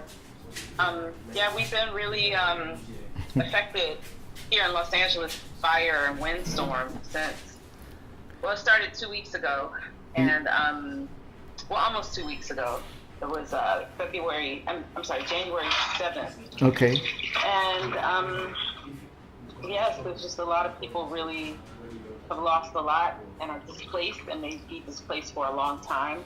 One of the we had two major communities that were hit here, two areas with the fire and wind storm. And one of them is a black neighborhood that is almost just like mine, but just in a slightly different place. It's like a sister mirror neighborhood to the one I live in. And so a lot of my social network has been really, really, really hit hard, and it was very nerve-wracking for a few days. And so I just wanted to share. That's it. I'm feeling very anxious and very nervous and on edge because of all the different things that have been happening lately. Oh, sorry to hear this, Zil. We have been watching the videos and listening to the news. It's really very bad that this fire and wind is destroying or has destroyed people's home. My what will I say? My sympathies go to all the people affected, all your friends and your dear ones. We are very sorry, and we pray that this will end very soon. Because I think this year, from last December, it's been very hot here, even in Africa.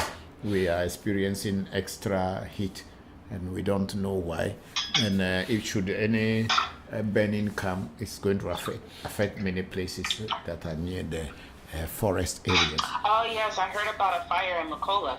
Yeah, the Makola, Makola yeah, market. yes, the Kantamantu market was burnt, and yesterday or 3 days ago, Kasua market, where they caught the person who was coming to set the fire. Also now, around where our hydro electricity power generator, the biggest in the whole of West Africa, is the Akosombo Dam area is also on fire now. But I think that it has not not actually affected the dam, but the area is on fire. We don't know what is going on. Wow. Yeah, the weather is came very bad this time. Yeah. Thank you very much for your concern, and I'm also very sorry to hear that so many things happen. Yeah, thank you. I do. Nothing lasts forever. It will stop, for sure. Of course, a lot of people will be losing their homes and their properties, but God willing, the insurance companies should be able to pay them to start their life all over again.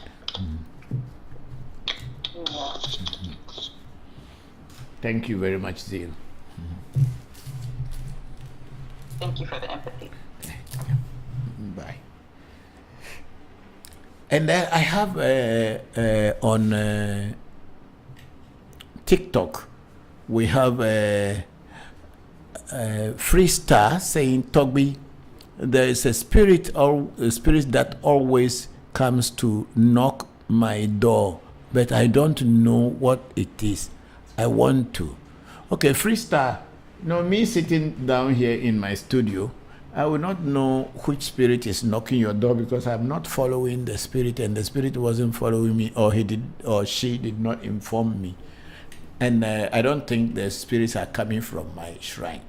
They may be spirits in your locality, and for a spirit to come and knock your door, there must be something that is necessary. So what I will advise you is to try to do a spiritual consultation, or what we call in Ewe Afakaka. Try to go to a good diviner to find out what exactly is happening at night and who is knocking your door. Sometimes dogs, goats also can come and pass your place.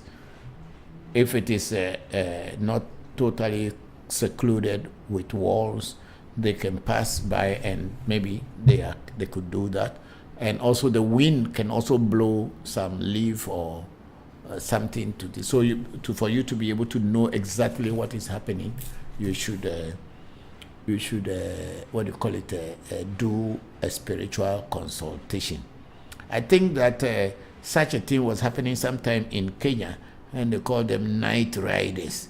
And people were scared of them, but in reality, they were human beings who were jumping on people's roof and creating noise just to scare people, and either to scare them so that they ran to church, or to scare them to run to some traditional people. So it's only a traditional spiritual consultation that can tell you the exact thing that is happening at your door. So I would advise that you should try to chase someone who is in your locality to be able to help you. Yeah. And then Freestar went, I want to know what's exactly coming up to knock my door, because anytime me with my wife go out, we don't see anyone. Yeah, it could be anything. So you should find it. It could be anything. So if you are thinking it's a spirit, then do some spiritual consultation. Okay, and Freestar is saying that we did that. They said it was my wife's spiritual husband. The person is telling you lie. So why is it that your spiritual wife will not come and knock the door, and it's only your wife's spiritual husband is knocking? Where did your wife get spiritual husband from? They are deceiving you. Don't take those things for granted. Maybe the person who is doing the reading is not very good, because why should it be your wife's spiritual husband and not your spiritual wife? Please, sometimes these things are very funny, but it is not. It's not always true. So I don't think so. But if you want Africa Magic Temple to do a spiritual consultation on this for you, we can still do it, even though you are not close to us. We do distant spiritual consultation, so we can do that for you. You go into our profile, you will find our telephone number. You can book an appointment, and we can still do that for you. Why should they tell you that it's your wife's spiritual husband? And you, why wouldn't your spiritual wife also come and knock the door? Sometimes we are always trying to undermine women and put so much problem on women and pressure on them. So that's not the best, okay? But if you want us to do a reading from us, we can. And if you tell me the location where you are, we will be able to connect with you and help. Hey, Baba. And then we have a freestyle. Say, Togbi, thank you for your, thank you. I'm from Nogokpo, but staying in Nigeria now. Okay. No problem. Even if you are in Nigeria, we can still do a reading for you. So there's no problem with that. Get in touch with our number, and I'll be in touch with you. Thank you very much. Don't worry at all. Your distance doesn't mean anything. If then the thing that is knocking the door for you is in Nigeria, so we will find out what and who is knocking the door. If it's a spirit, I'll let you know. If it's a human being, I will let you know. So don't worry. Just get in touch with us, and we will do the consultation for you. Thank you very much, Freestar. I'm grateful that you are joining us all the way from Nigeria.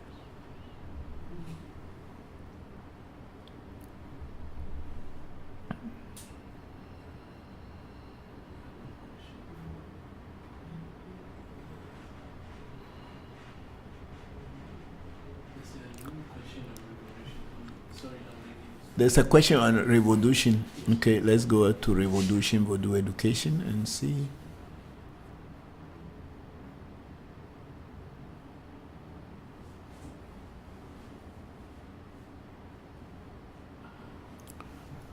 Okay, we have Bob McLeroy, Bob McLeroy.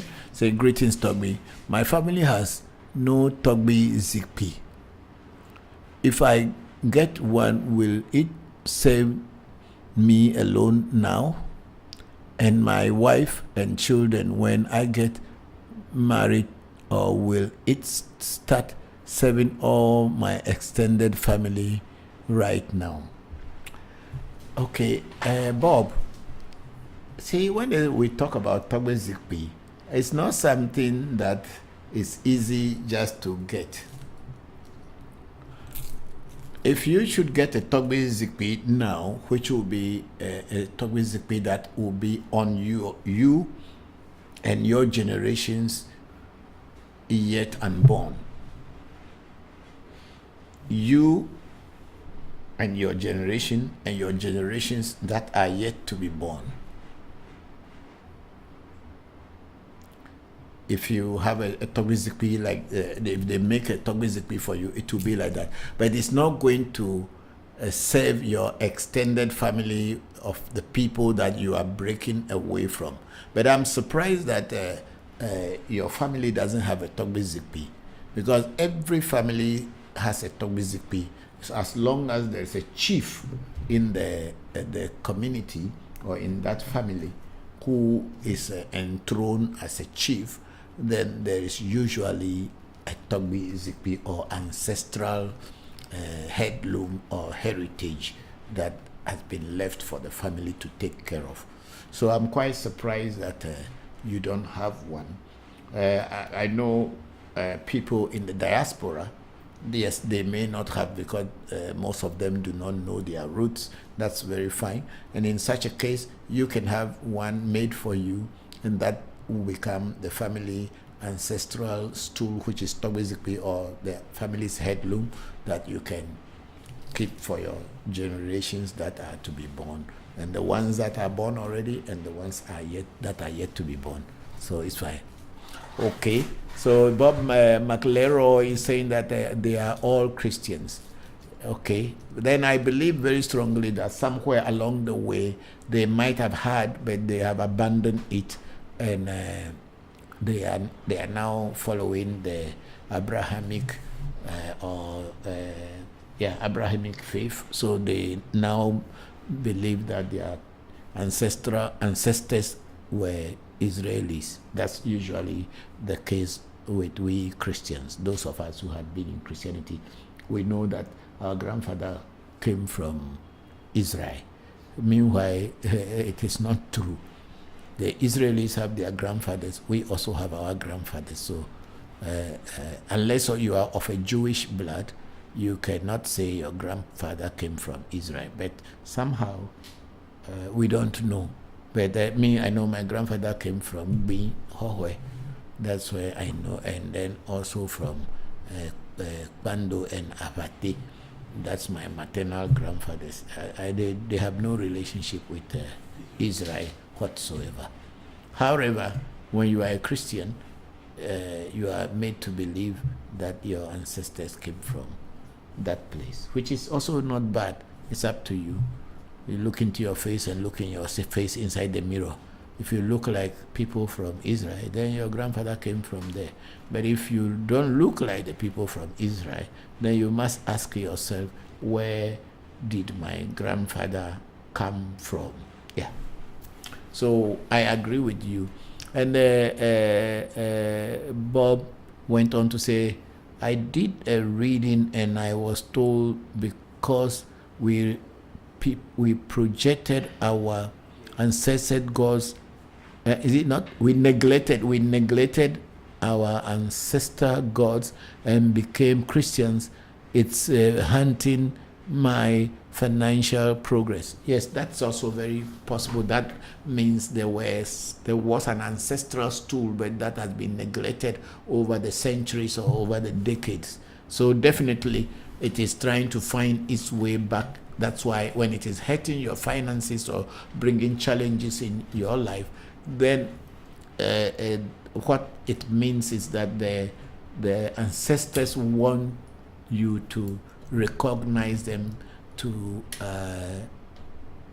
pay respect to their memory, so that they can reopen those doors that are locked for you and to all the other people that they are having the challenges with.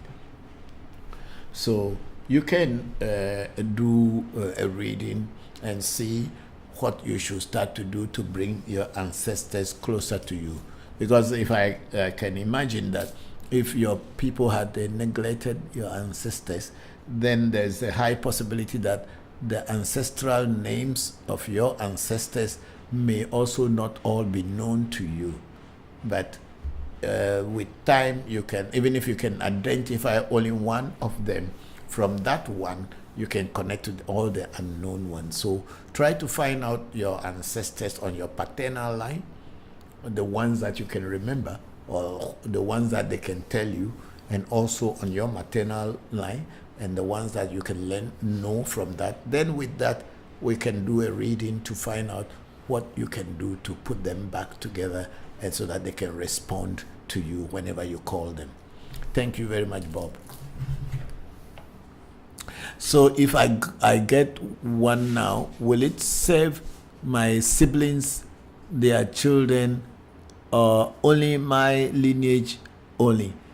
It depends on when they are making the ancestral tool for you. If you are making it as a replica to what has been lost, then it can save all of your family's lineage, from your siblings, your maternal and paternal siblings, and even uncles and all this, if it is made as a replica to what was lost. But if you are making a new ancestral stool all together for yourself, then it is going to be for you and your children and your lineage. And also, it also depends if you want to involve your your siblings would also want to be part of these ancestors too, there may be certain prayers that may be said on their behalf, and that will connect them all, but it will be more of you and your lineage. Yeah. Thank you very much. Okay, so Zemora Mandisa says, peace and greetings. I'm so happy you guys are back. I'm at work and wanted to sneak in and say Happy New Year and many blessings. Thank you very much, Zemora. Is it? Yeah, Zemora. I said, I can't stay long, but I'll be back. Thank you. And said, what is the YouTube link? Can you put the YouTube link on the on the Clubhouse so that Zemora can get us? Thank you.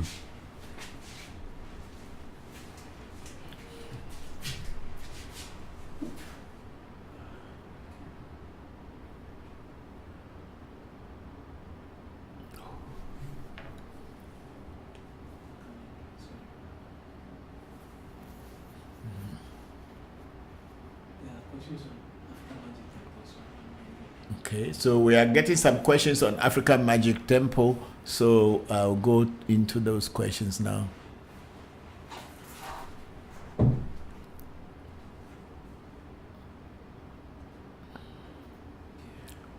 So we have Jitok Ponhosu. He said, hello, Bokor Voncujovi. Hello, Jitok Ponhosu. Happy New Year. Happy now. And let's have a many happy returns to you, and wish you a prosperous new year. And then we have Heru Asakara. Amen. It's a greetings, Baba and AMT family. Heru, thank you very much for joining today's section, and happy new year to you and your loved ones. And then we have Deus Caritas Est. Say hello, Togbe. My question is, what is the difference between receiving a charm and being initiated into a spirit?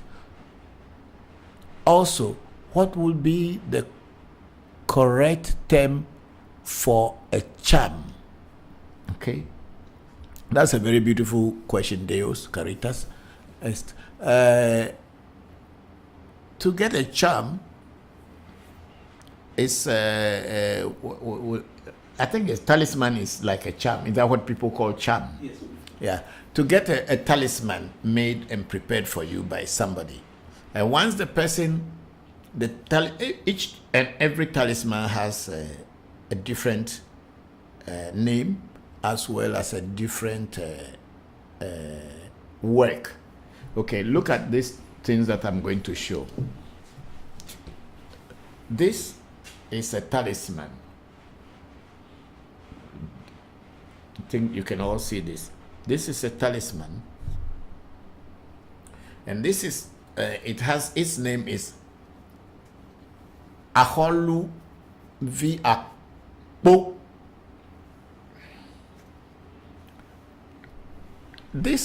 It has its incantation. This Aholu Viakpo has its own incantation. It has its name, and it also has the work that it does. So when this Aholu Viakpo is made for you, they will initiate you into it. They will initiate you into it so that you can have its besa, or the words of power that you can use to communicate with the spirit and also to send the spirit on errands. That is also an initiation.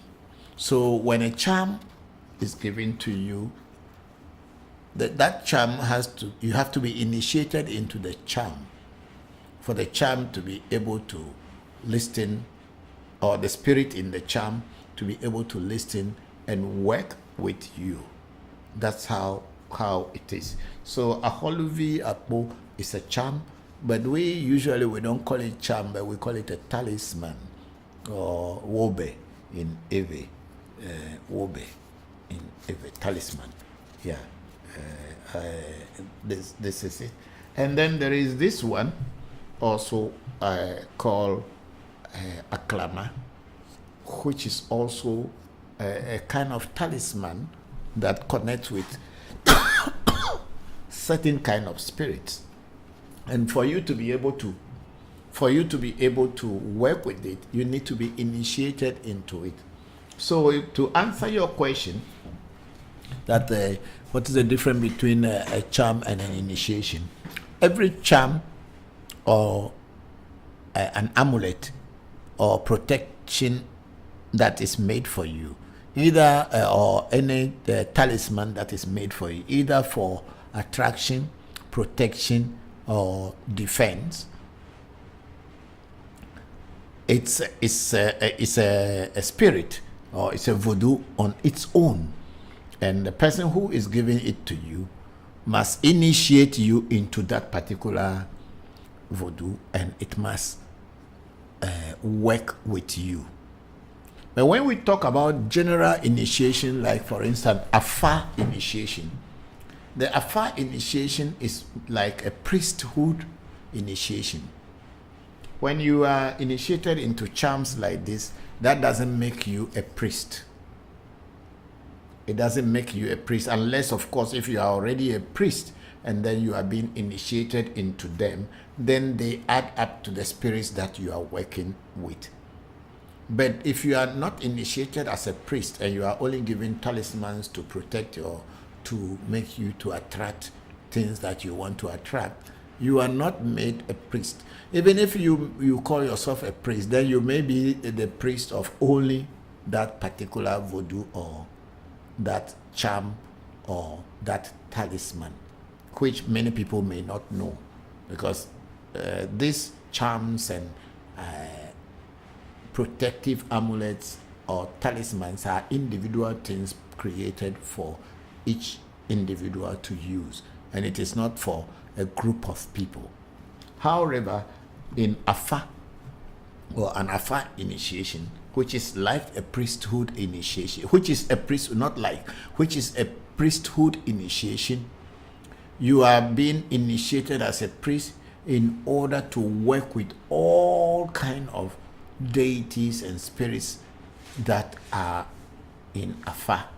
That's why we have Afa Bokor, who is a priest of Afa. And then when they do divination or they are working with Afa, the spirits in the 256 plus spirits that are inside Afa will be able to relate to the person and work with the person. That's why we call the person a Bokor when you are initiated into Afa.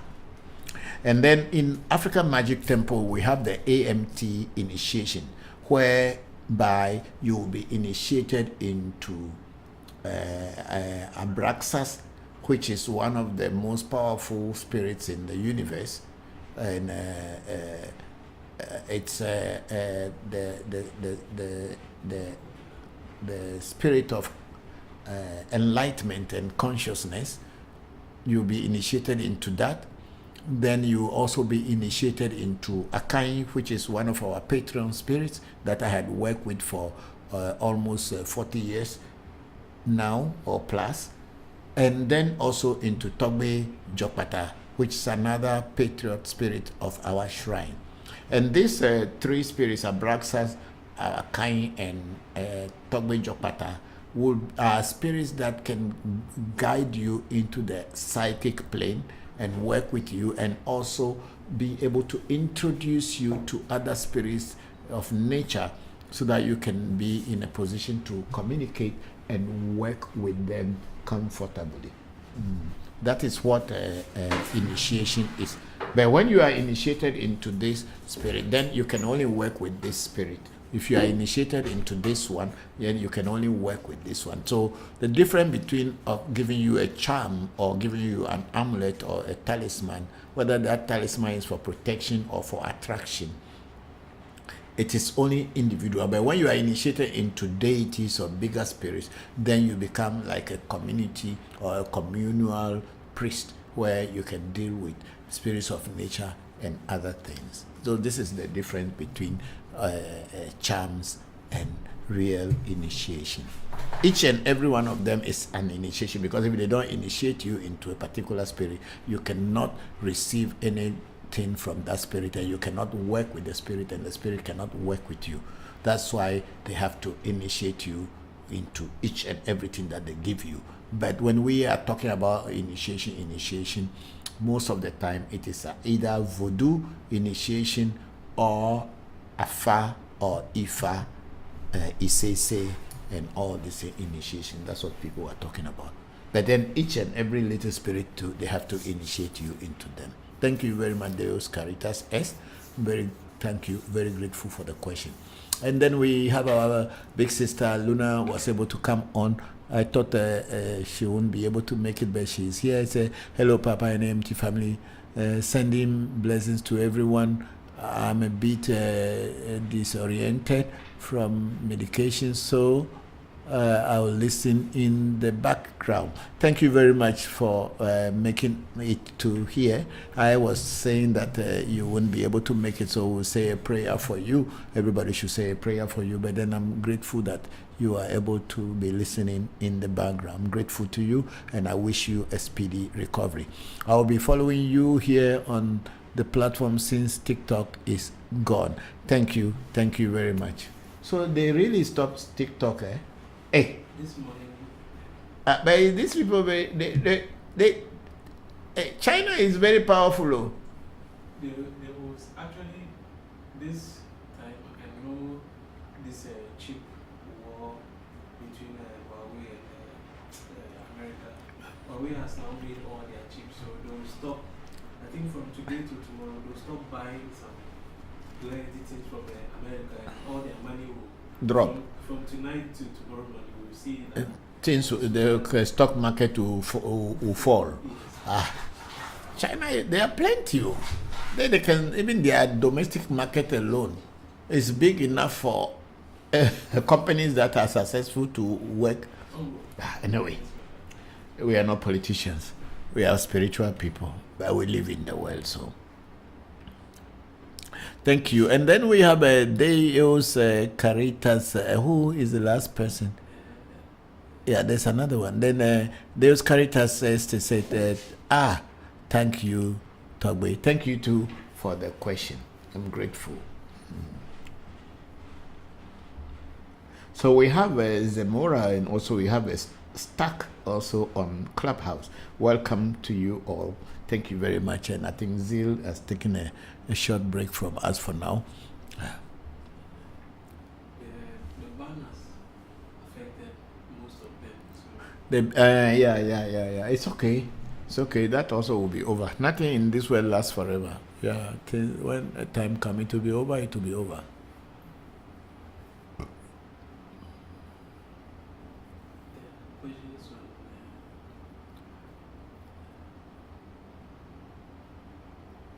Okay, so we have the last question from Bob McLeroy. No, he said, thank you, bless you, Papa, and bless you too.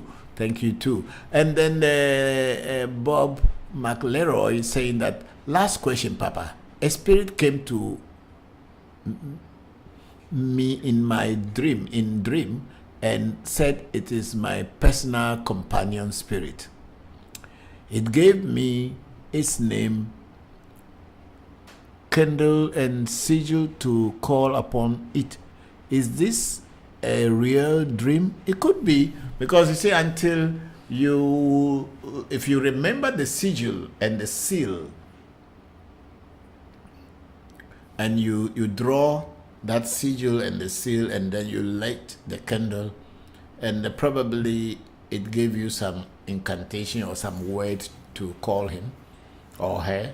When you call her and you make your supplications by telling the spirit that, okay, this is what you saw in a dream, and if it's a real spirit that wants to work for you or work with you, it should do certain, you give it a task.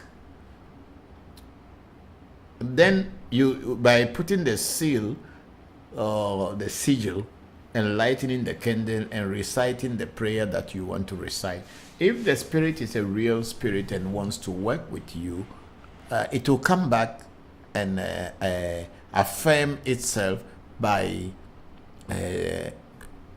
following the direction that you are giving to the spirit to do for you.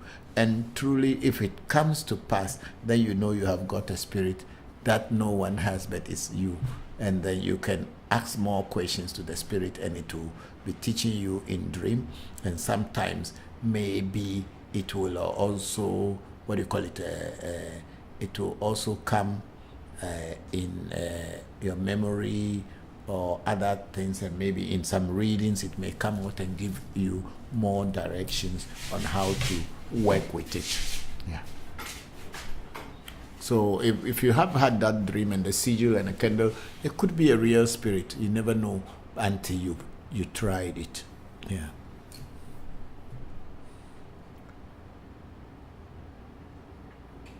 So we have some questions coming on YouTube. A lot of people are on YouTube today. That's good. Oh, that's interesting.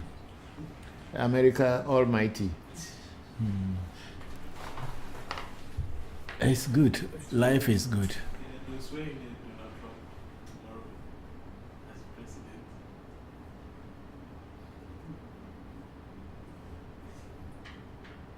Okay, let's take it from the top. Bring it down a little bit. Let me see.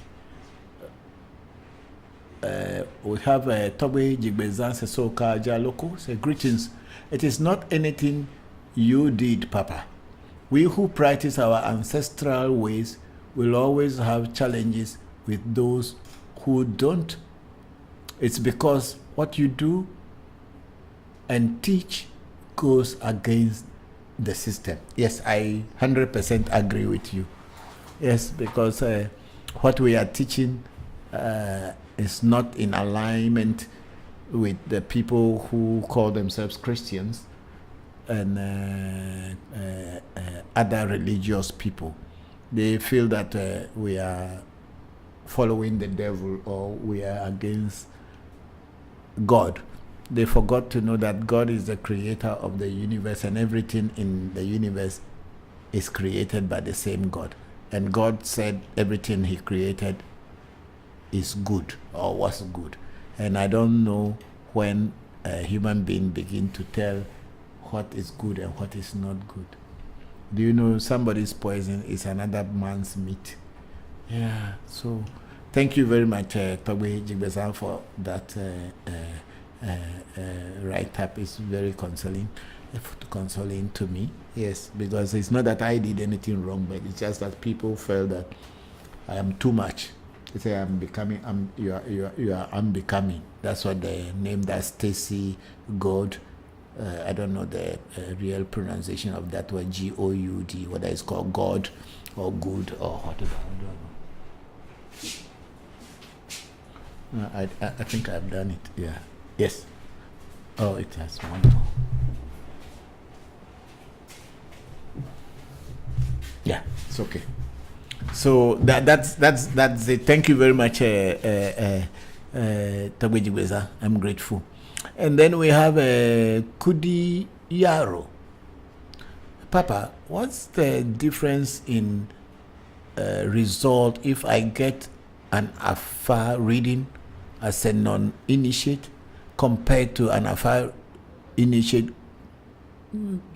getting a reading? There's no difference.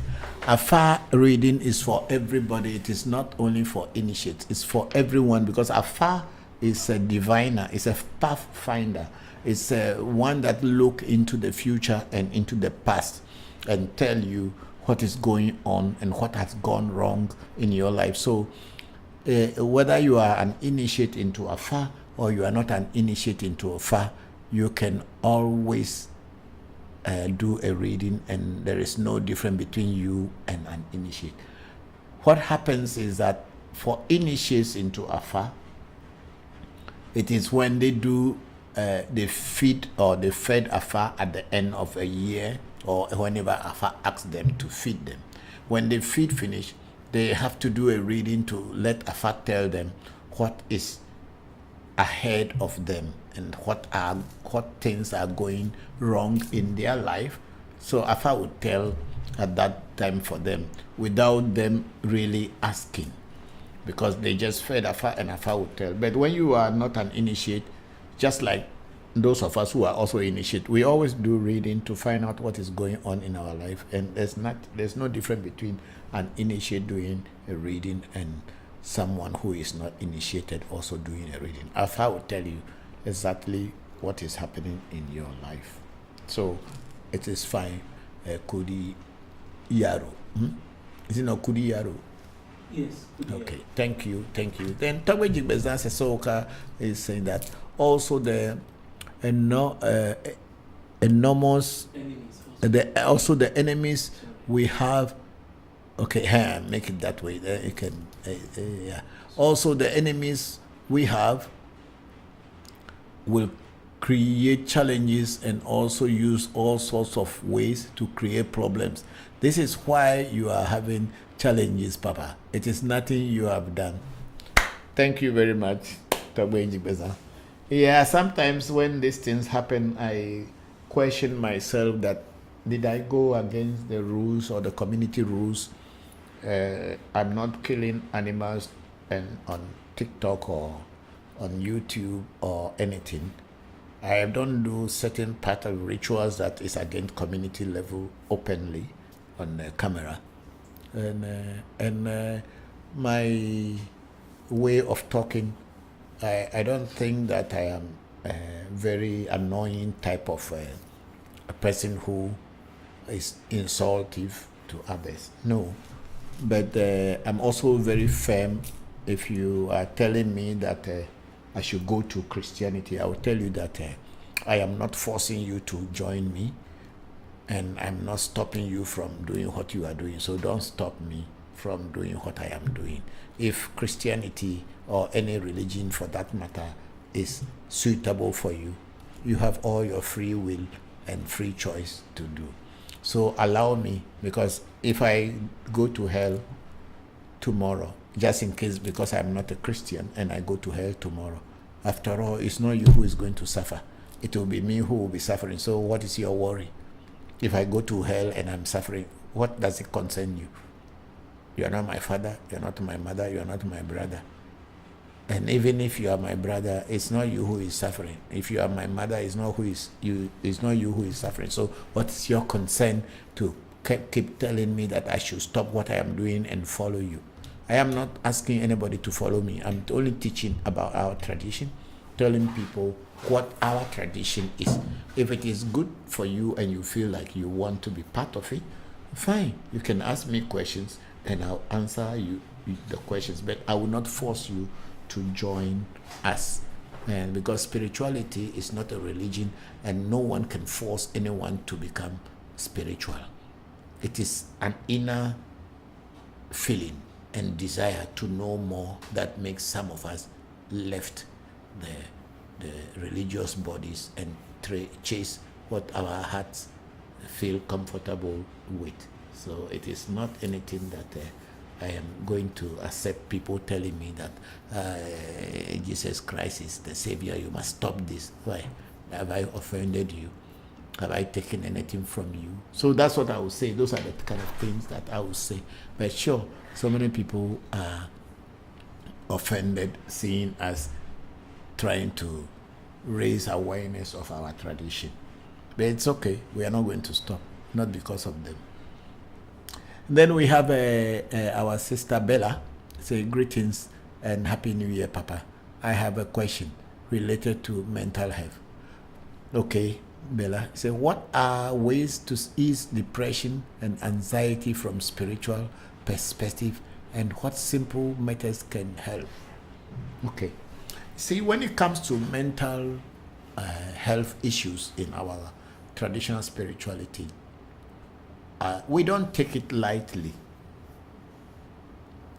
because one thing is that the human mind is the powerhouse of everything. For you to be able to connect to God, to connect to nature, to connect to other people, and connect to the spirits of nature, you need your mind. And if your mind is disturbed, your ability to connect with all these energies and entities will not be right. So mental health issues are treated very seriously in our tradition. The first and foremost thing when someone has a mental issue in our communities or in our tradition is to do a reading to find out what exactly is happening. In the West and in the modern science or medical medicine, people will only consult a doctor and use depression and all other words to justify what is happening to them.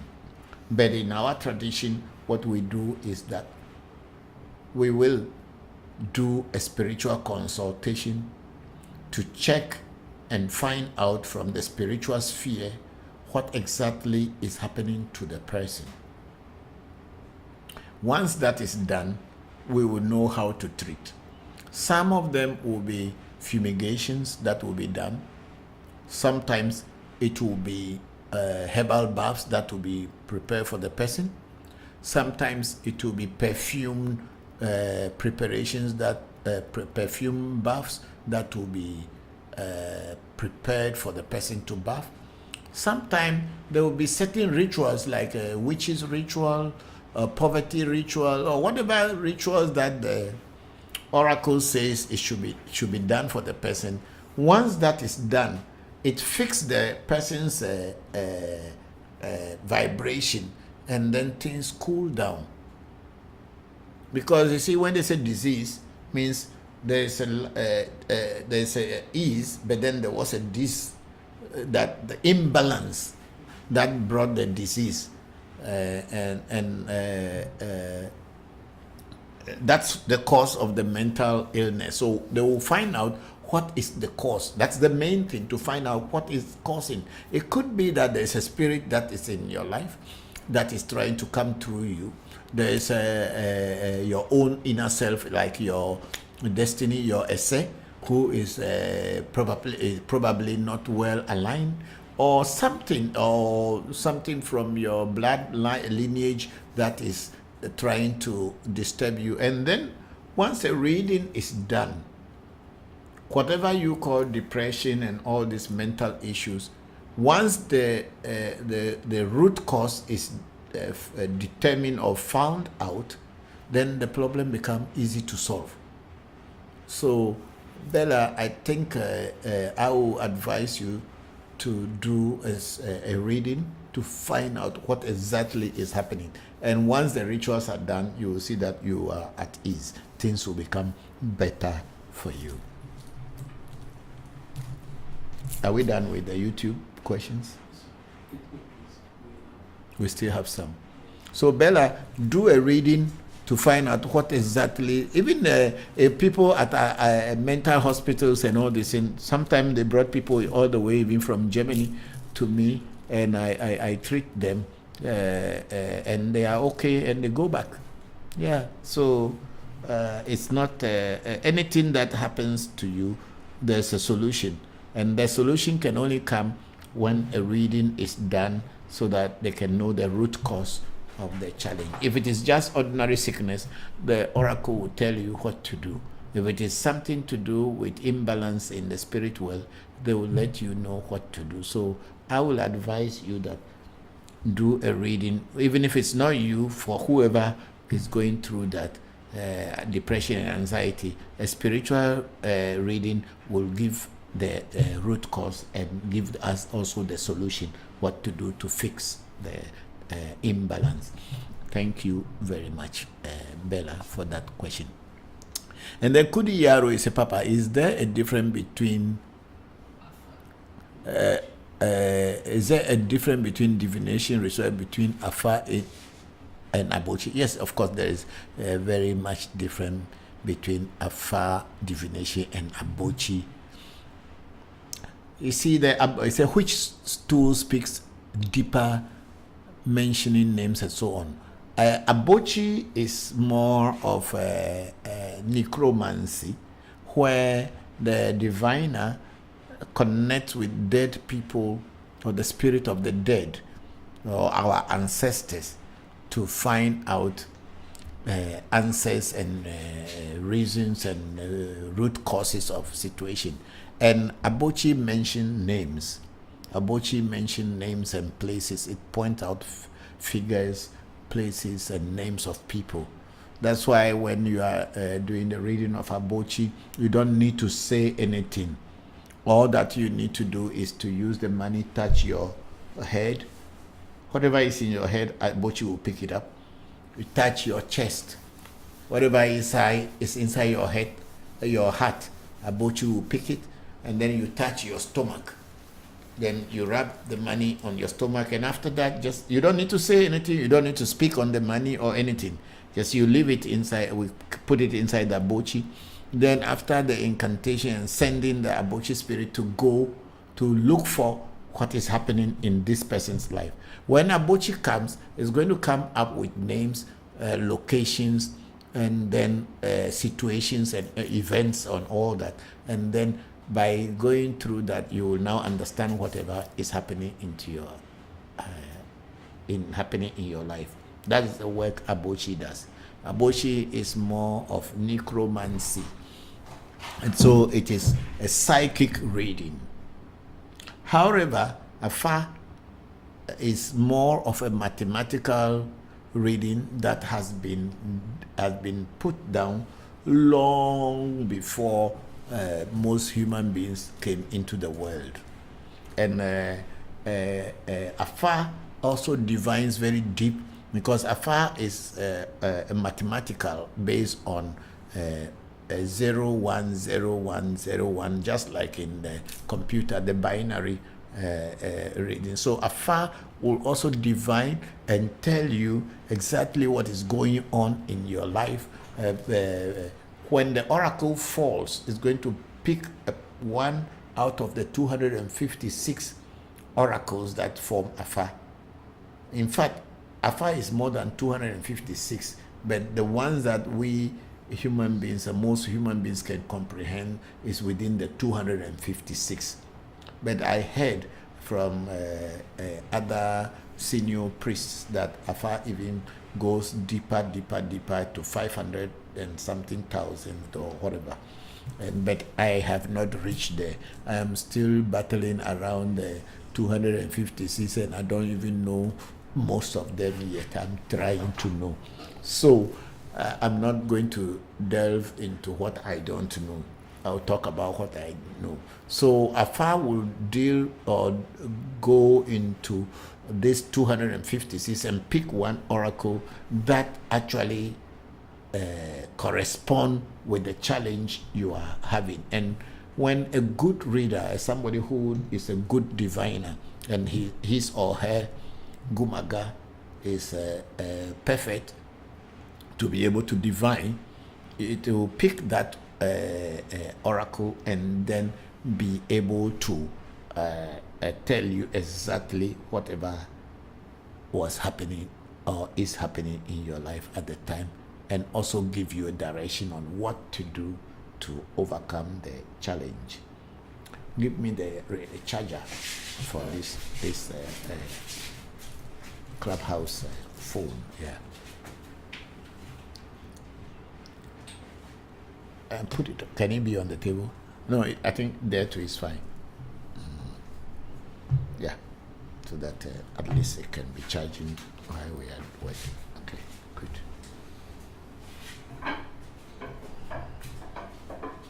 Yeah, it's working. So, Kudi Yaro, that's my answer to your question. Both are equally good, because sometimes Abochi will even tell you the Afa oracle. And if there is anybody who is good in Afa, they can go deeper into that oracle. My reason for getting Afa is because my old man who gave me the Abochi, which is the same thing people call Kofi, is the same. Abochi is the same Kofi Jabaku as some people call it. But then I think the people who taught my teacher had it in the Muslim way or from the northern side of Africa. That's why the name Abochi became more the same. But we still call it in the incantation that Kofito Jabaku. Some people call it Kofi or Kofi. That's what Abochi is. It is actually a spirit that goes deep into the dead land of the dead people and brings stories. and tell you what is happening. That's why when we use Abochi to do a divination for someone who has passed on, sometimes the person's spirit will come into the mirror and say all the things as if we were there with them. Of course, the family members who came to do the reading will know what we are talking about, but for us, we are only listening and telling them what their person who has passed on to the other side of life was saying. So Abochi equally calls Afa oracles, but I got Abochi because I got Afa because I wanted to let my Abochi tell me the Afa in this thing. But since I don't know Afa very well, I need to study Afa to know it very well, so that when Abochi tells me the Afa oracle in the Abochi, I will be able to know what they are saying and be able to tell the people who come to learn or who came to do a reading from me. So I am still studying Afa, and my children are much better than me, because I'm older, I'm not having the time to learn it well, but I'm also learning little by little.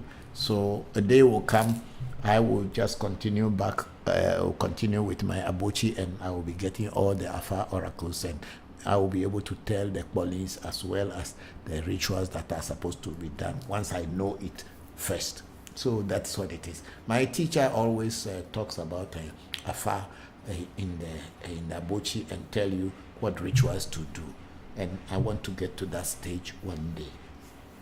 Thank you very much, Kudi Yaro. And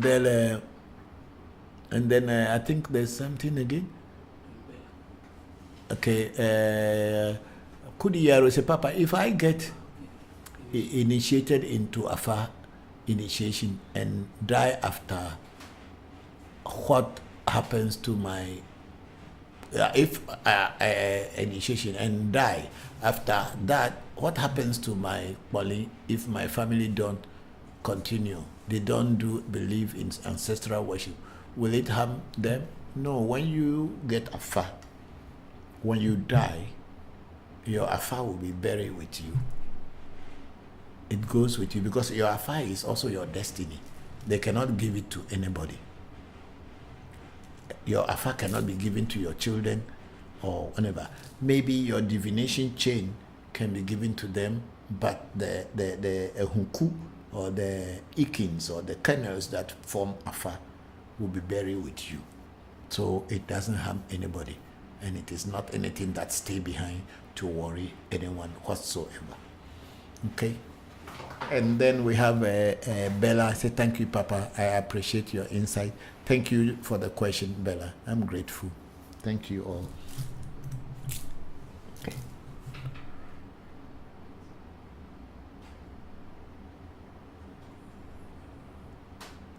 Okay. So something went wrong again.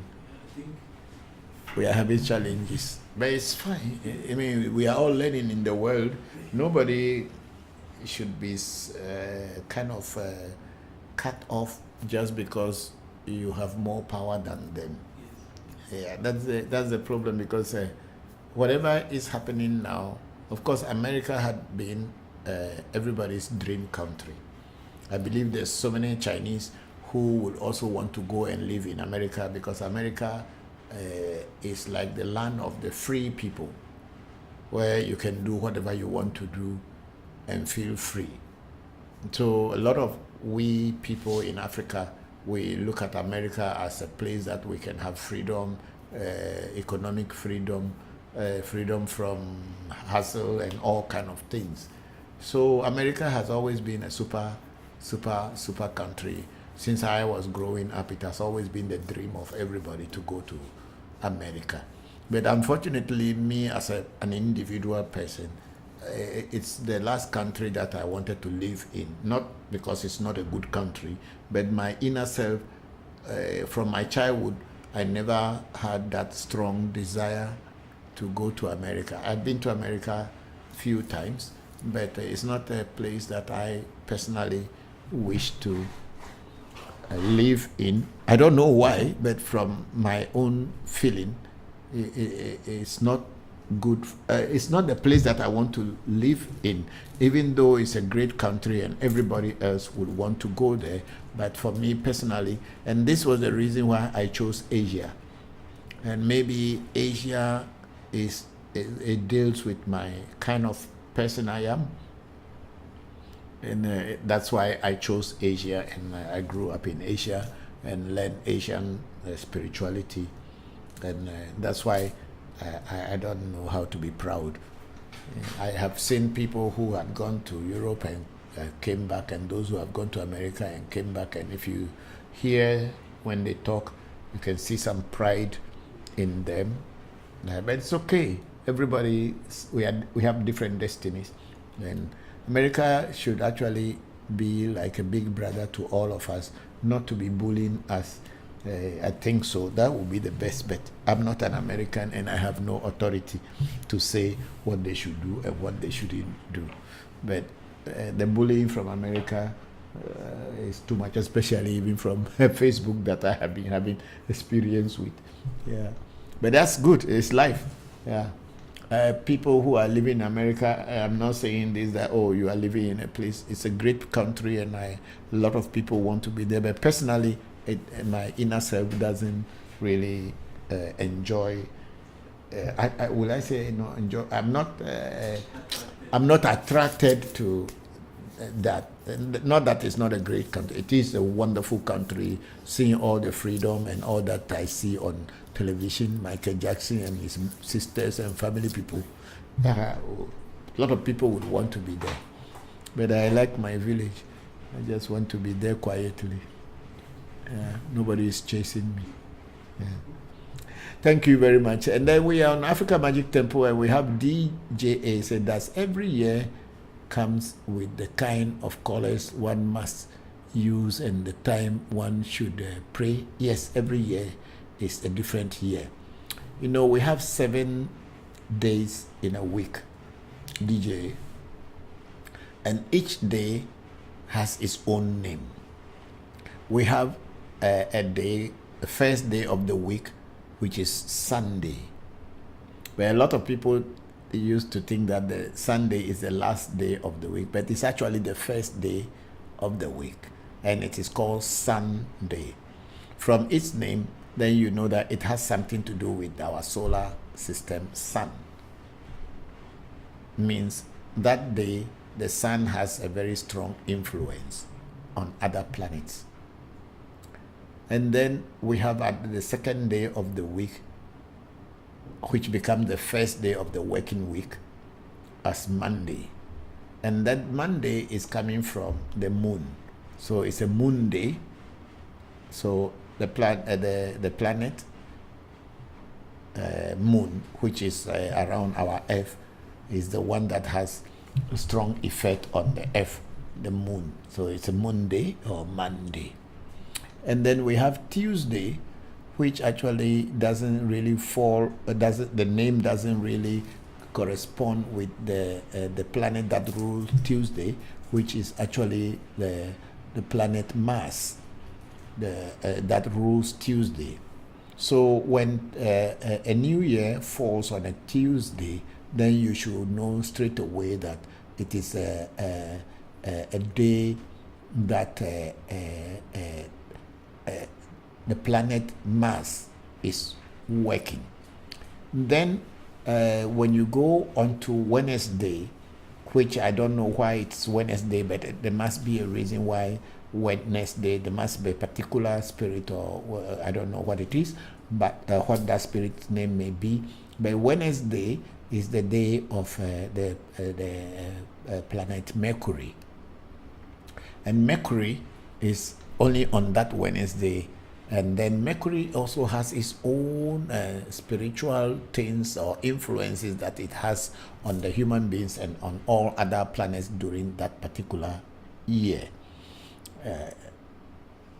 It's a Wednesday. It's a, what is it? Middle English name, Wednesday, day of Wooden. Okay, so there was a day called Wooden, and the Wooden is also a spirit, right? It's a Wooden is a spirit, which is a Wooden's day, and it became Wednesday, reflecting the religion practiced by the Anglo-Saxons the English equivalent to the Norse god Odin.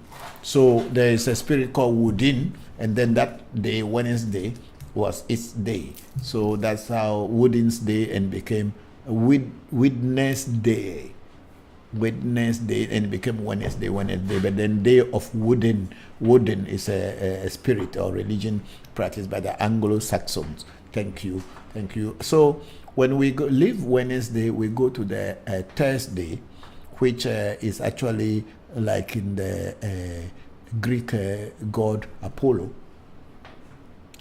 And Thursday, the Greek goddess or god Apollo, which is supposed to be the planet Jupiter. That's Thursday. The planet Jupiter is the one that rules Thursday. So it's a Jupiter's day, but then it is a particular spirit, Apollo. Is it not Apollo they put here? Or what is it? Yes, it's slightly Apollo. It's what? Let me check again. Jupiter. But then, that's we are talking of Thursday. Yes. Mm-hmm. Yeah. It's a Roman god, Apollo. I think this one is not accurate. You said? For this one, seems they are saying it was associated with Sunday. Apollo is associated with Sunday. But okay, I know that Thursday is associated with Jupiter. And Jupiter is a planet of riches and wealth. So that then the color is purple. But this in the so I don't know, but maybe Thor. Maybe that's why it's Thursday.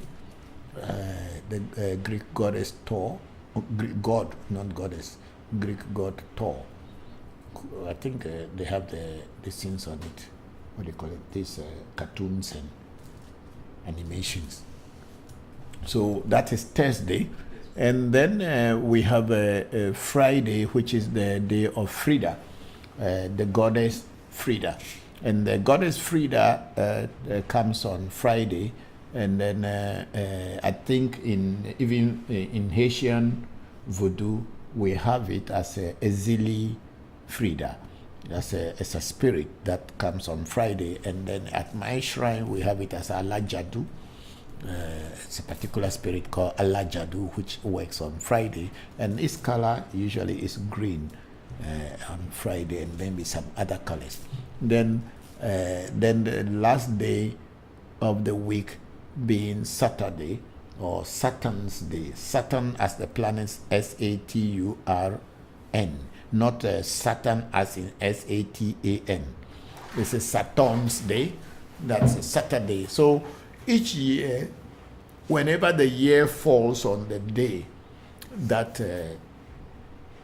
the new year comes, that is the spirit or the planet that rules the year. So this year, as we were teaching earlier, the spirit of Mercury, the planet Mercury, is the one ruling the world this year. And Mercury is one of the fast-moving planets in the universe. And Mercury, the spirit of Mercury is a spirit of communication. Because when Mercury was discovered, no, it was not Mercury. When this one, it was this.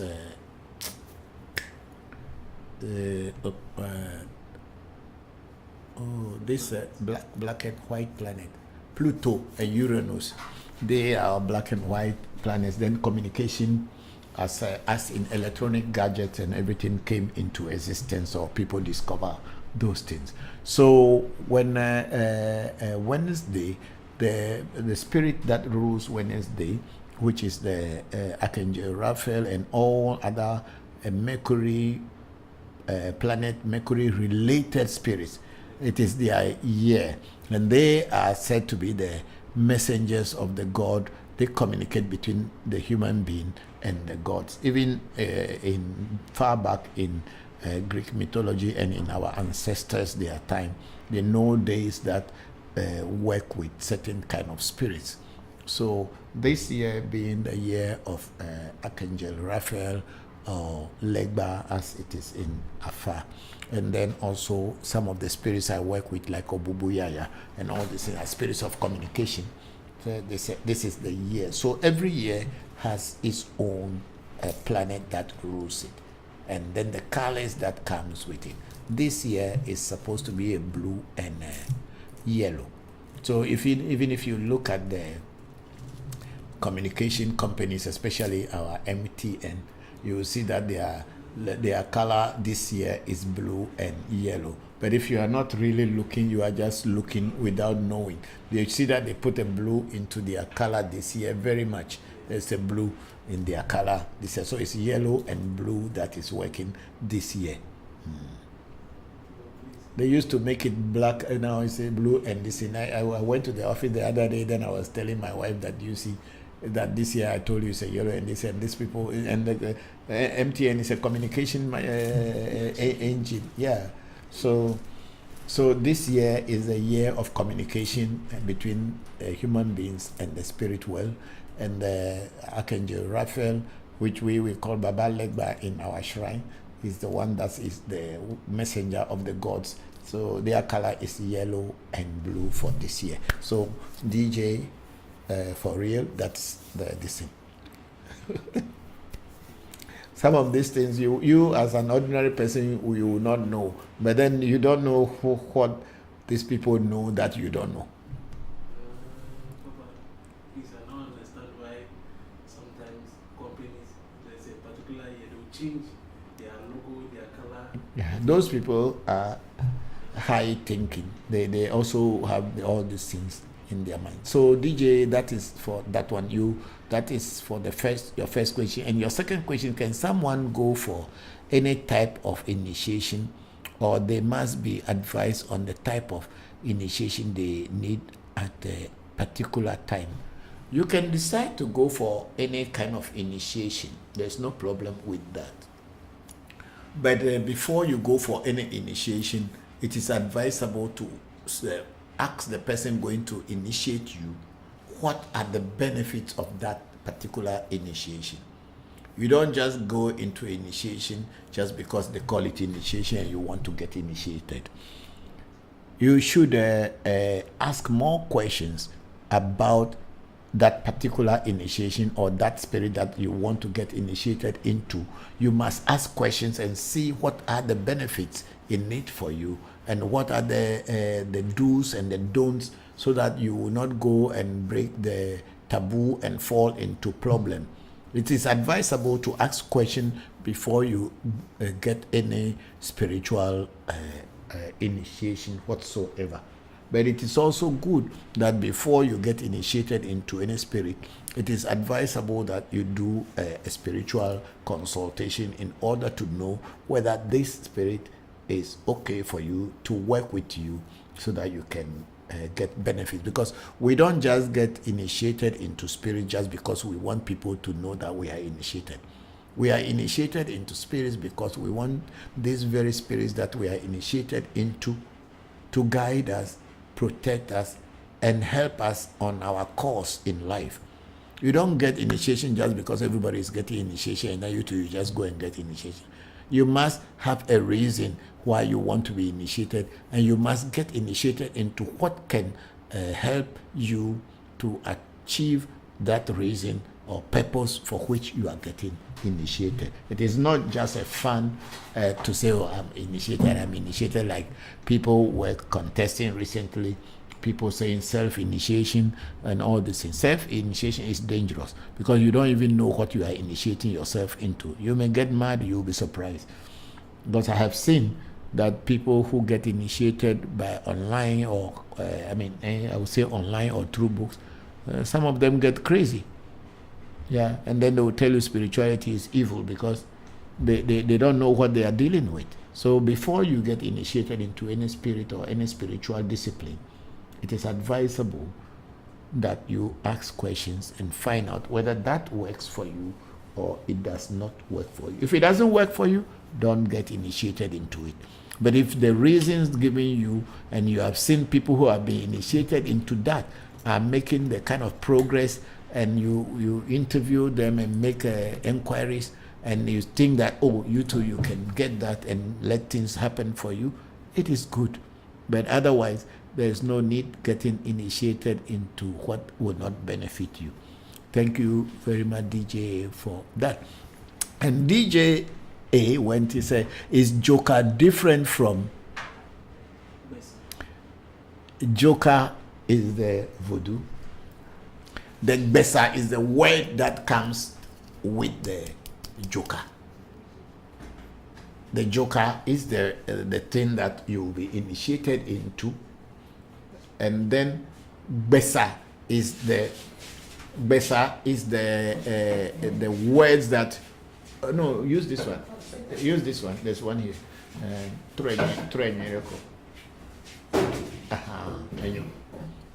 So the Joker is the physical thing. It's okay.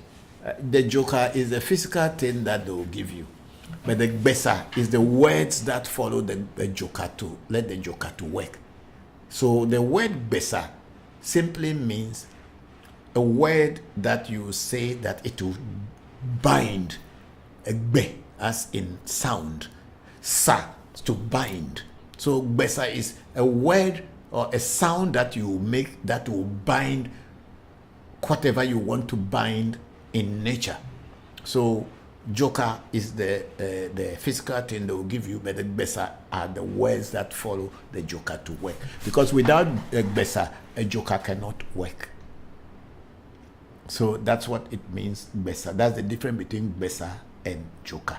Besa is the thing that you'll be initiated into, and then Besa is the words of power that will be given to you to use to be able to create changes in nature. Just like in the Christian faith, people say they talk in tongues. So speaking in tongues, I'm not talking about the fake ones that everybody is saying. I'm talking about the real ones that you who is saying the word to, you are understanding what you are saying. Because there's a lot of people who are speaking tongues. They themselves, they don't know what they are saying. And then they're just going out in circle and be talking nonsense and saying they are speaking in tongue. And it's very common in my country, Ghana, that if you don't say and that one, if you don't say those things, then you don't have power. It's all lies. But Besa, words, when they say it, before you know, something happen. Our own is not joke. But once somebody says some Besa, before you know, it affects you. Some even will say it in the sky. It will go and fight you in your house. That's how powerful the African Joker and Besa things are. Things that will be said in the sky, and nature changes. Like when a rain wants to fall, and you have a Joker, and the Joker is a Joker that can control rain. If the Joker can control rain, but by just bringing the Joker, the rain will not stop, or the rain will not stop from coming. You need to say the Besa into the sky and tell the sky what you want to happen. And once the sky hears or nature hears that Besa, it stops the rain from falling. And the same thing, if they want to use it to protect you or to use it to harm you, is the same way. It is the way that the Besa is to be directed, and directed to whichever source or direction that they want to send it to, and the effect takes place. So that is the difference between Besa and Joker. And then DJ for real say, is it true there is a voodoo that can enable people to disappear? Yes, people had said that there were some voodoos. We call it Zido, Bubujo, and Golo. There are three different types of disappearing Joker or Besa. One is Zido, one is Bubujo, and then the other one is Golo. In the case of Golo, you can be here, people will come and look for you. You are seeing them, but they cannot see you. Even if they see you, they cannot recognize you that it is you. That is the Golo. And it is there. There was one time I was traveling from Nigeria in the 1980s, and I had a teacher who was helping me. I was carrying money, and usually at Seme, Badagry border Seme, there were these thugs who used to attack people and collect your money from you when you are crossing and coming to Ghana. And also sometimes the customs agents, when they see dollar and all this thing, they will take it from you. And I remember that my teacher is called Professor Kabir. He's from Chad. He was a Chadian Christian, and he was very good in Kabbalah. So he did something for me with some herb and a needle. So he binded it and gave it to me. That when I'm getting closer to the border, I should just plant it inside the sand and cover it. So I did. I planted it inside the sand and covered it, and I just walked through the immigration and customs. Nobody saw me. I just passed, and nobody saw me. It was very interesting. Yeah. Which one? And this one I turn again. Yes, but we can get it from Facebook, so don't worry. No, this one I want to record it down. For Senna wants them to record it down so that they can cut these ones into pieces and edit them so that they can be playing them at this thing. So, what is the battery that finished? Yes, I'll get it. Okay. See if you can charge it. So these things are there, but they are not very common. And honestly, that's why they put this in here. So you can remove it because it's not working anyway. So you can plug it there. Okay. See whether it's coming. Set up by your coffee there. You leave it there. Let us be doing our thing, and when coffee comes, he will come and continue. And what the Professor Kabir did for me, I don't know how to do it for anybody. And it was only one time. It was only one time that happened to me. She wants to go back. Yes.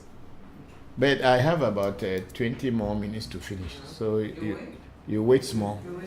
Wait small.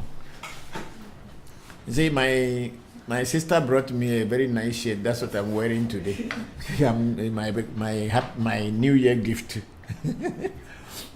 So I cannot do it for anybody because I don't know the secret. It was something that was done for me, and I used it one time, and it worked for me. But for me to it went off, so I'm trying to turn it on. It's charging. It's not charging. It's 0%. So the power was off. Okay. Sit down here so that when we need that help, we can help us. So things like that was done for me at the time, but I wasn't even interested in knowing how at the time. My desire, my interest was not, okay, teach me. Of course, he was also my teacher, but I don't know why I didn't ask him to teach me. But Professor Kabir is dead. My teacher, son of Dr. Who, is also dead. And all these great teachers that had taught me one time in my life are no more alive, and I cannot ask them. Unless, of course, maybe if I meet someone again who knows these things and the person demonstrated practically for me to see, and I have seen it and see it working, then I can confidently tell you that, yes, I know this person has it, they can do it for you. But without that, it is only stories that we will tell. But what I am saying was something that I had personally used, and it worked for me. Yeah, at one time. But I'm talking about 1985. No, 1982. 1981, 82. It's not today. Because I left Nigeria in 1984. So, 84. That's when I left Nigeria outside of Africa. So DJ, yes, they said there is something disappearing, and people still say they have it, but I do not have it. I had asked Togbe Tuji at one time that this disappearing joker, if he has, but he said that he didn't have it. But in one story, he told me he did something, and he and his brother, they disappear from that place to another place, but he didn't go deeper into talking about it, so I didn't worry him about it. But they say people do have. Yeah, so we have a Zido, and that Zido is also like Golo. You sit down, or people chase you, you run, then you stop somewhere, and all the people will pass you by, they will not find you.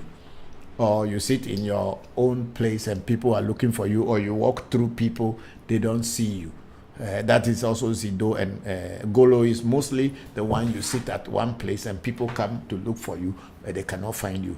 And Zido is you are walking, you are seeing everybody, but for you, no one is seeing you, and you can walk through places without people seeing you. And then Bubujo is for you to totally disappear from here and be in another location, geographical location.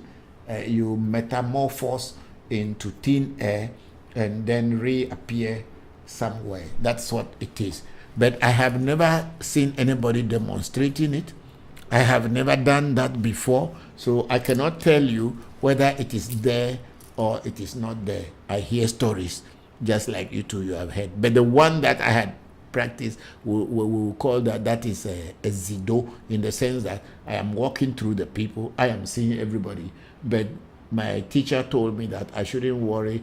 If I'm walking, no one will see me, and truly I walked through the people, walked through the border, nobody saw me, and I was able to cross the border to the other side and take a different bus, and I left. And so that one I know it exists, but I have not. I don't have a secret to it whereby I would say, oh, come to me, let me do it for you. I don't know how to do it, but there is, and if you get the right people who knows it, they will teach you. But then there will be so many people who will scam you, and you will think that they are doing the real thing. Then I saw things on YouTube and all this. When I look at people who are our brothers who know and all this, and they say they are demonstrating power, sometimes I feel sorry for people who are ignorant about this thing, because most of them are just using entertainment magical tricks, and they are telling other people that they have power. It is not any power they have. So DJ, you have to be careful when you are looking for these things. People have, but it will take you time to find such people. He said, DJ went on and said, are there some people in the world who weren't born? That one, I don't know. If they were not born, where did they come from? If you are not born, where do you come from? You just fell from the sky? I don't believe so. A lot of people tell lies. So if you are not born, where did you come from? So that one, I don't know. But I don't believe that there are people in the world who were not born. Maybe they are. Maybe they are not, but me, I don't believe that, because I've never seen anybody who say that they were not born. They may travel from one country to another country, or from a different location to another different location. They may not have their immediate families there, but they were somewhere. They were born somewhere in the world. But if there are people who were not born anywhere and they just appear on this face of the earth, I am yet to meet such people, so I don't know. So DJ went on to say, can there be a time that Voodoo will ask for human sacrifice? We heard that in the past, long time ago, before we reached this age, sometimes even if you look into the Mayan empire of the Andes Mountains in Mexico and all this thing, you can see that during their, there was some time in the human culture that people were sacrificing human beings. And even if you go back into Egypt, when a pharaoh dies, they sacrifice a lot of human beings, maybe not killing them directly, but they put them all in a pyramid and then close the pyramid so that their spirit will continue staying with that pharaoh until eternity. So somehow, somewhere in the human history, there were cultures that had sacrificed human beings for their spiritual But these were stories that people have heard. If people are still practicing the human sacrifice today, then it is very barbaric. There are so many other alternatives and other ways to deal with your voodoo, and your voodoo will work for you as you want. And there are even some voodoos that don't even take blood at all. What about those voodoos? But they work. And if you know how to work with them, they work with you. So yes, there was some time in human history that human beings were sacrificed. But in today's world, I don't think such things exist anymore. But if they do, then that is very barbaric, and anybody practicing that should be arrested and locked up in a jail. Then we have, DJ has so many questions. What is the difference between Bokor and Bokor? Bokor is when you are initiated into Afa. Bokor is the person who initiated you. It's like your godfather. That's why godfather is called, in Afa, is called Bokor. And you, the godson, you are called Bokor or Bokovi. That is what it is. So Bokor simply means your father in Afa, or your godfather in Afa. That's why we call Bokor. And most of the people who are called Bokor is a person who owns his own shrine and have other Bokors initiated by him into his shrine, and they are working under him. The senior priest will be called Bokor, and then the junior ones are Bokor and Bokovis. So that's what it is. So when you are in a position where you have your shrine and other Bokors are initiated in your shrine, you become their father, you become their godfather. So you will be called Bokor. That's the difference between Bokor and Bokor. Can someone control his or her destiny? Yes, of course. That's why we do destiny rituals. It is because our destinies, we came into the world with our destinies. And our destiny can be negative and our destiny can be positive. So if you are able to align your positive destiny with your negative destiny, you are actually trying to control and direct your destiny to go in a positive way for you.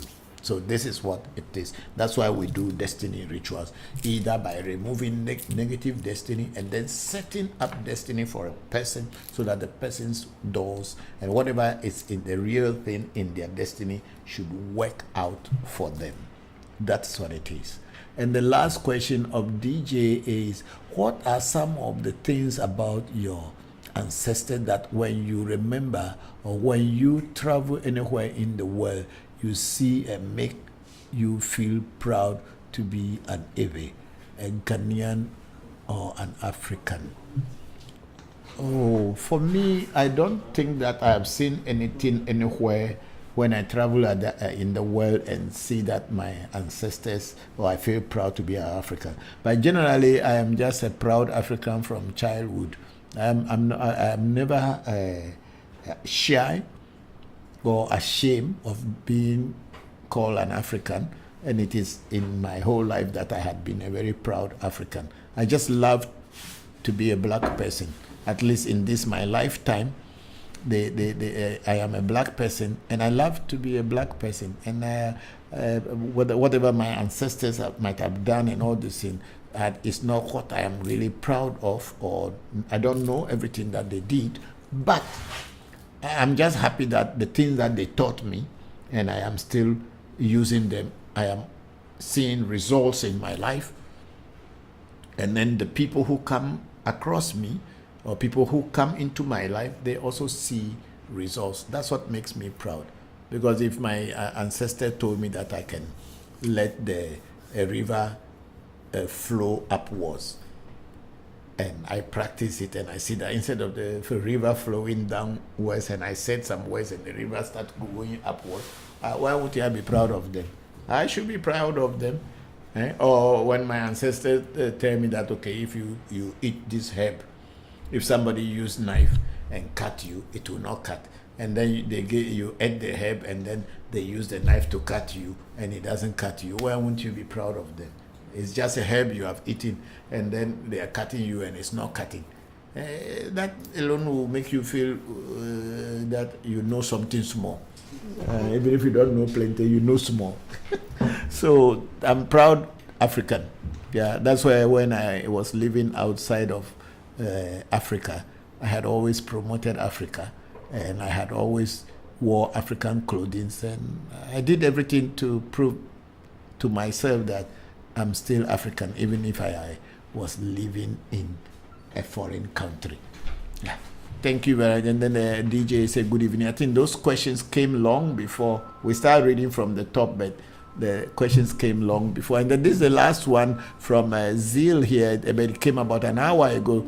I'm joining the Meta Blackout of 5. Okay, we read that one already. Thank you very much, DJ, for all these questions, and all those who are listening to us. Thank you very much. I'm very grateful. Okay, in the next 7 minutes, we'll be closing today's teachings, and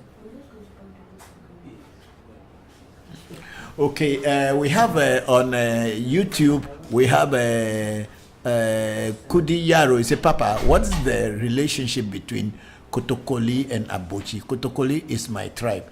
Yes, Kudi Yaro, the word Kotokoli Donko is one of the names of Abochi. It's a name that Abochi is called. It's called Kotokoli Donko. And when they say Donko in our language, or in every language, and maybe even in Akan, it's like a servant. So the spirit inside is not only one spirit inside. One of them is Kotokoli Donko. And then there is also one called Kabrie, like the tribe Kabre tribe. It's also called Kabrie. And then there is the other one called Kofi Jabaku, or Kofi To Jabaku. So in my Abochi here, there are 3 spirits working inside. One is the Kotokoli Donko, and then the other one is Kable, and then Kofi To Jabaku. So these are the spirits inside. So the relationship with the Kotokoli people, you can understand that the Kotokoli people are one of the best diviners in the world, or in our African descent. The Kotokolis are very, very good in divination. So maybe the Abochi mirror was actually gotten from the Kotokoli people or from the Kabie people. I don't know. They didn't tell me so much about it, but I just know that Kotokoli Donko is one of the spirits inside Abochi. So Kotokoli people are very good in seeing. So if you are a Kotokoli, I would advise you to go to the elders who are still around. They are not finished yet. Try to learn something fast before the world change. Because the Kotokoli people are very good. The Chambas, the Kotokolis are very... I had lived with them. I had lived with the Kotokoli people. I had lived with the Chamba people for a very long time. Unfortunately, my ears were so hard I couldn't speak the Kotokoli and Chamba languages. But my junior sister, when she was alive, she was so perfect in Kotokoli and Chamba languages. So I had interacted with a lot of Kotokoli and Chamba people. Yeah. So it's good to know that your tribe is Kotokoli. They are very good diviners. So please learn something from your elders before it's too late. And then Kudiyaro say, okay, or does the deity belong to the Kotokoli people, just like Afa was originated from the Yorubas as Ifa? It could be. It could be, because we know that the Kotokolis are very good diviners. And I want to go to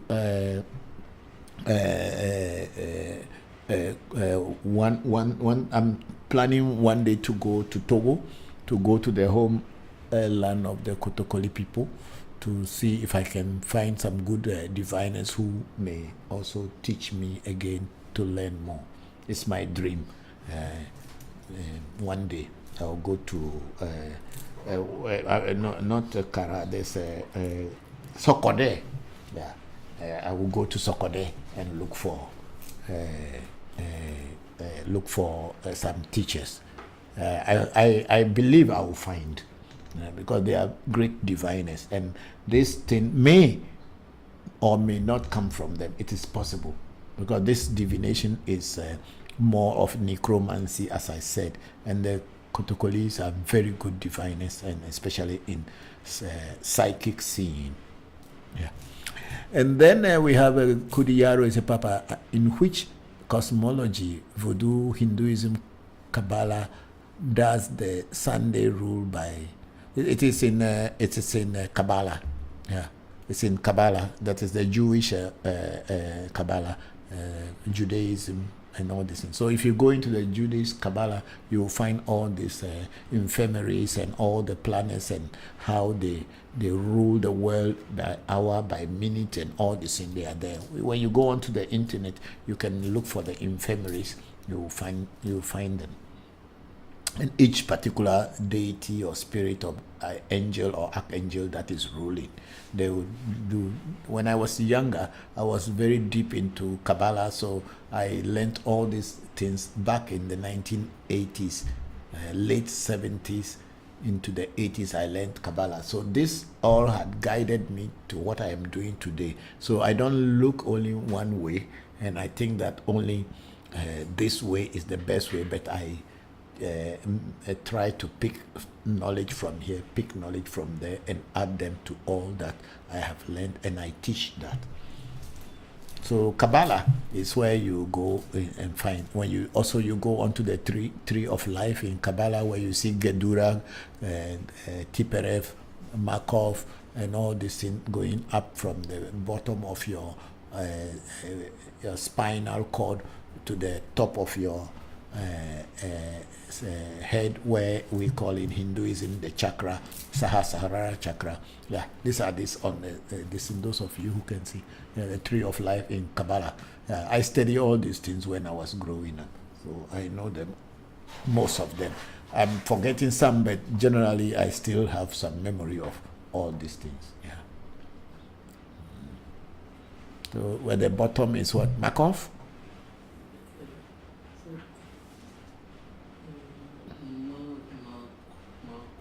Yes, there's a Markov, yeah. That's the bottom is the Markov, yeah. Yeah. So I studied all this when I was growing up, but that's it. Yeah. Today I sit down here and this small head, you think there's nothing inside. There's plenty of things. Small head. But it's good to learn. Life, you have to learn, because you don't know when you will need it. Yeah. It's good to learn, because this one even talks about the human body. If you look at it, see the one that has a human body, the first malkut at the bottom of the spine, where in Hinduism they say the Kundalini is there. And then these are like the chakras in Kabbalah. But then in Hinduism the chakras are straight. But then in Kabbalah it moves from part of your body. It's not just one side. Yeah. It's a whole lot of things to learn in life.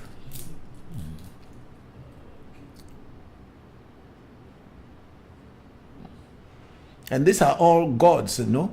All these are spirits or deities that have points in our body. So when the word Jesus is only mentioned, it's only in the New Testament, because here there are so many gods in Judaism where you cannot even believe. All the Gebura, Gedula, Tiperev, Binahel, Chokmahel, and all these things are there. They are all gods and all deities on their own, and each one possesses its own power. If you are able to invoke it properly, you will be able to work with them.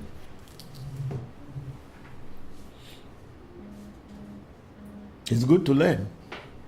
So I think we are done for today. Let's see TikTok.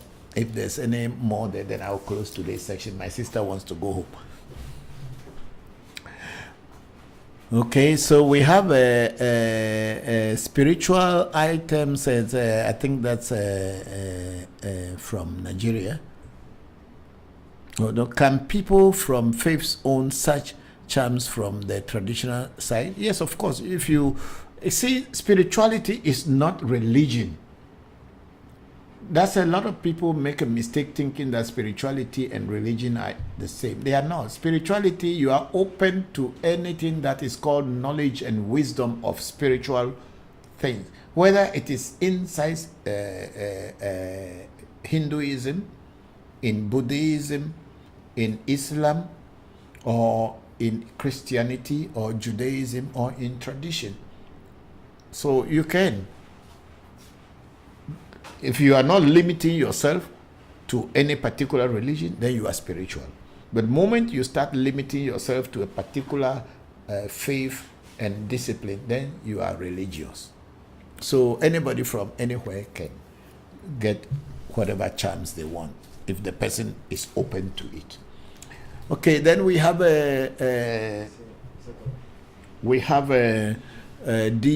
DJ for real says, sir, please, I have some questions on Facebook, African Magic. Yes, I've just answered those. And then girls do this gang. Girls do this gang. Hey, good evening, Papa. Please, what's your thoughts on spiritual spouses? Me, I've never met any spiritual spouse in my life before. People say you have spiritual husband, spiritual wife. Me, I never have spiritual wife or spiritual husband. My mother didn't get anything. Sometimes people who do not know what they are saying, they just say things.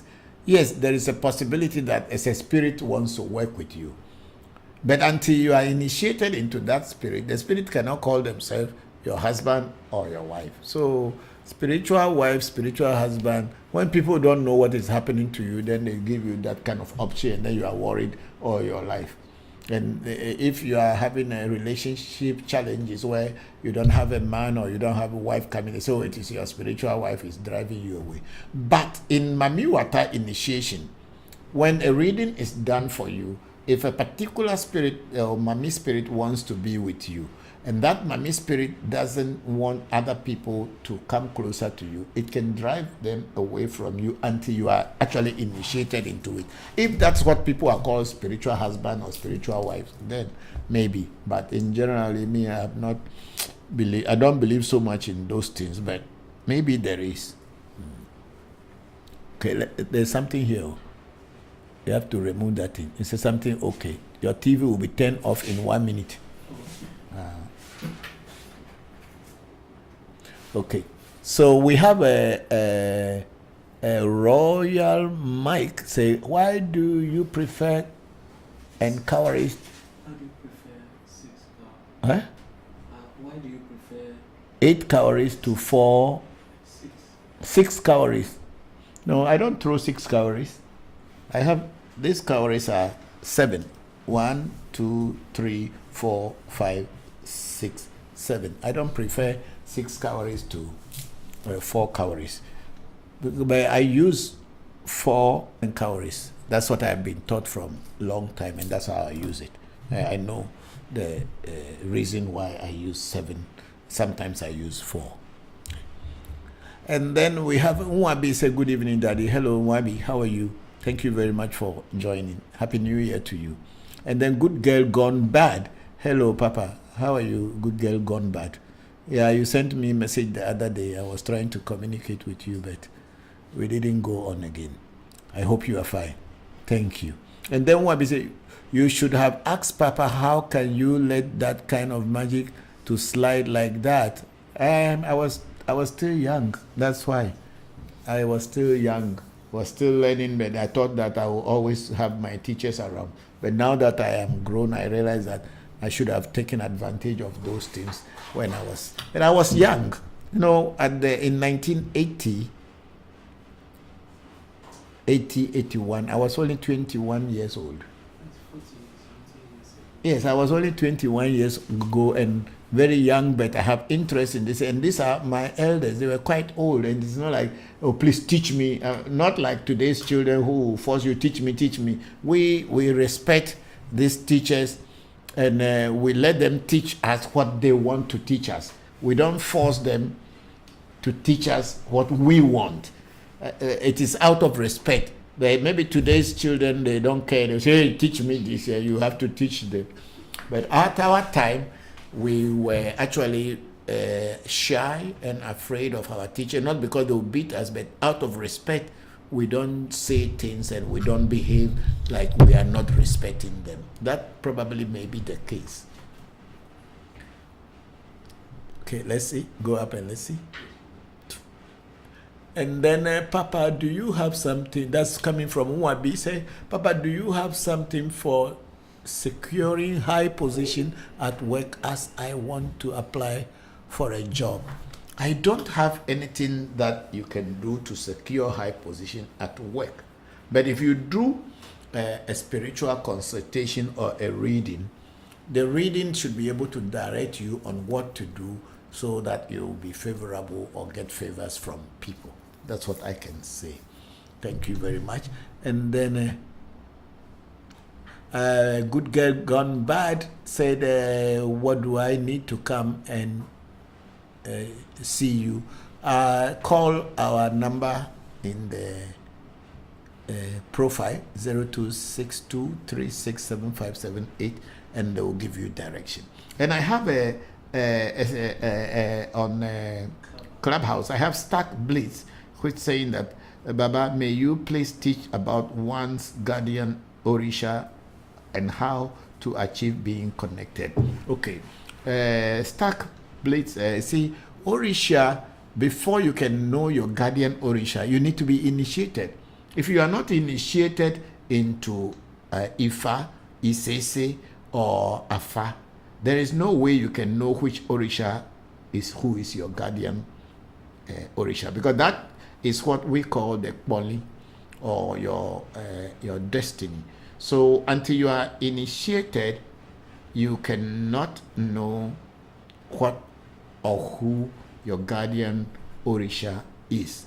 And it is through initiation that you will be able to identify it. And once they identify it, they will give you the directions and guardians and what to do and how to work with that Orisha and how to connect with that Orisha.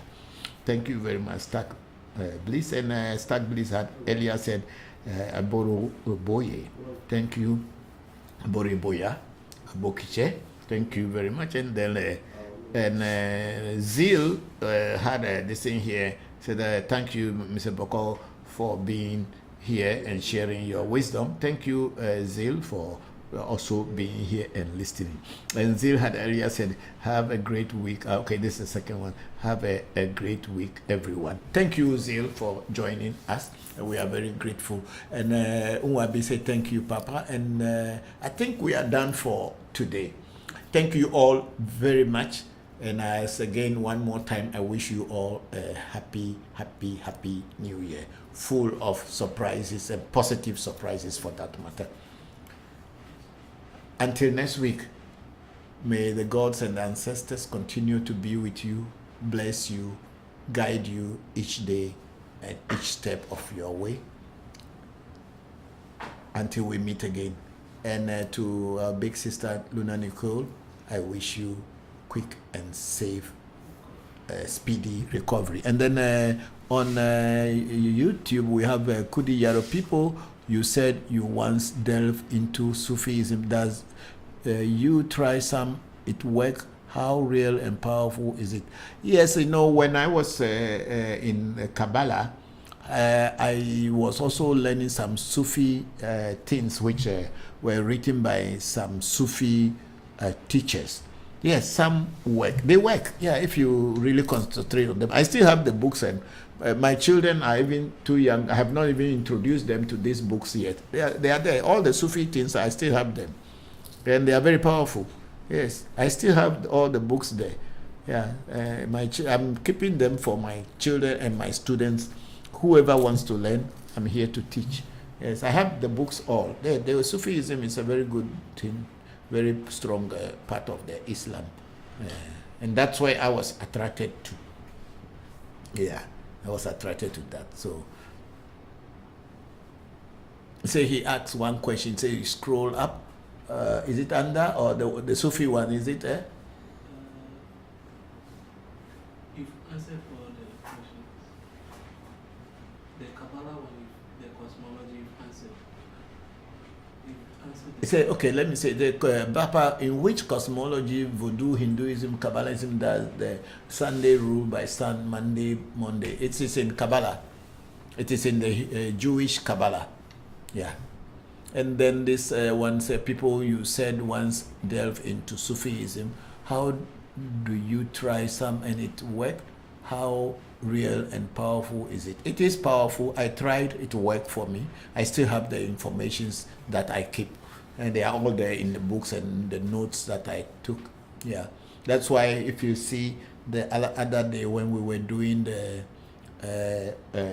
end of year rituals, I had to repeat the Kuluhum Allahu As-Samad in one of the prayers. Yes. So that one is a Muslim prayer which I repeated in that ceremony. So, yeah. So, and the Kudi Yaro say, ask one question, scroll up please before my Sufi question. I think that's the one we just answered.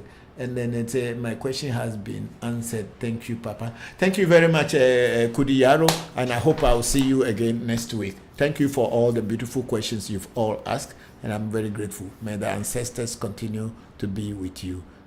Have a very wonderful week. Bye-bye for now.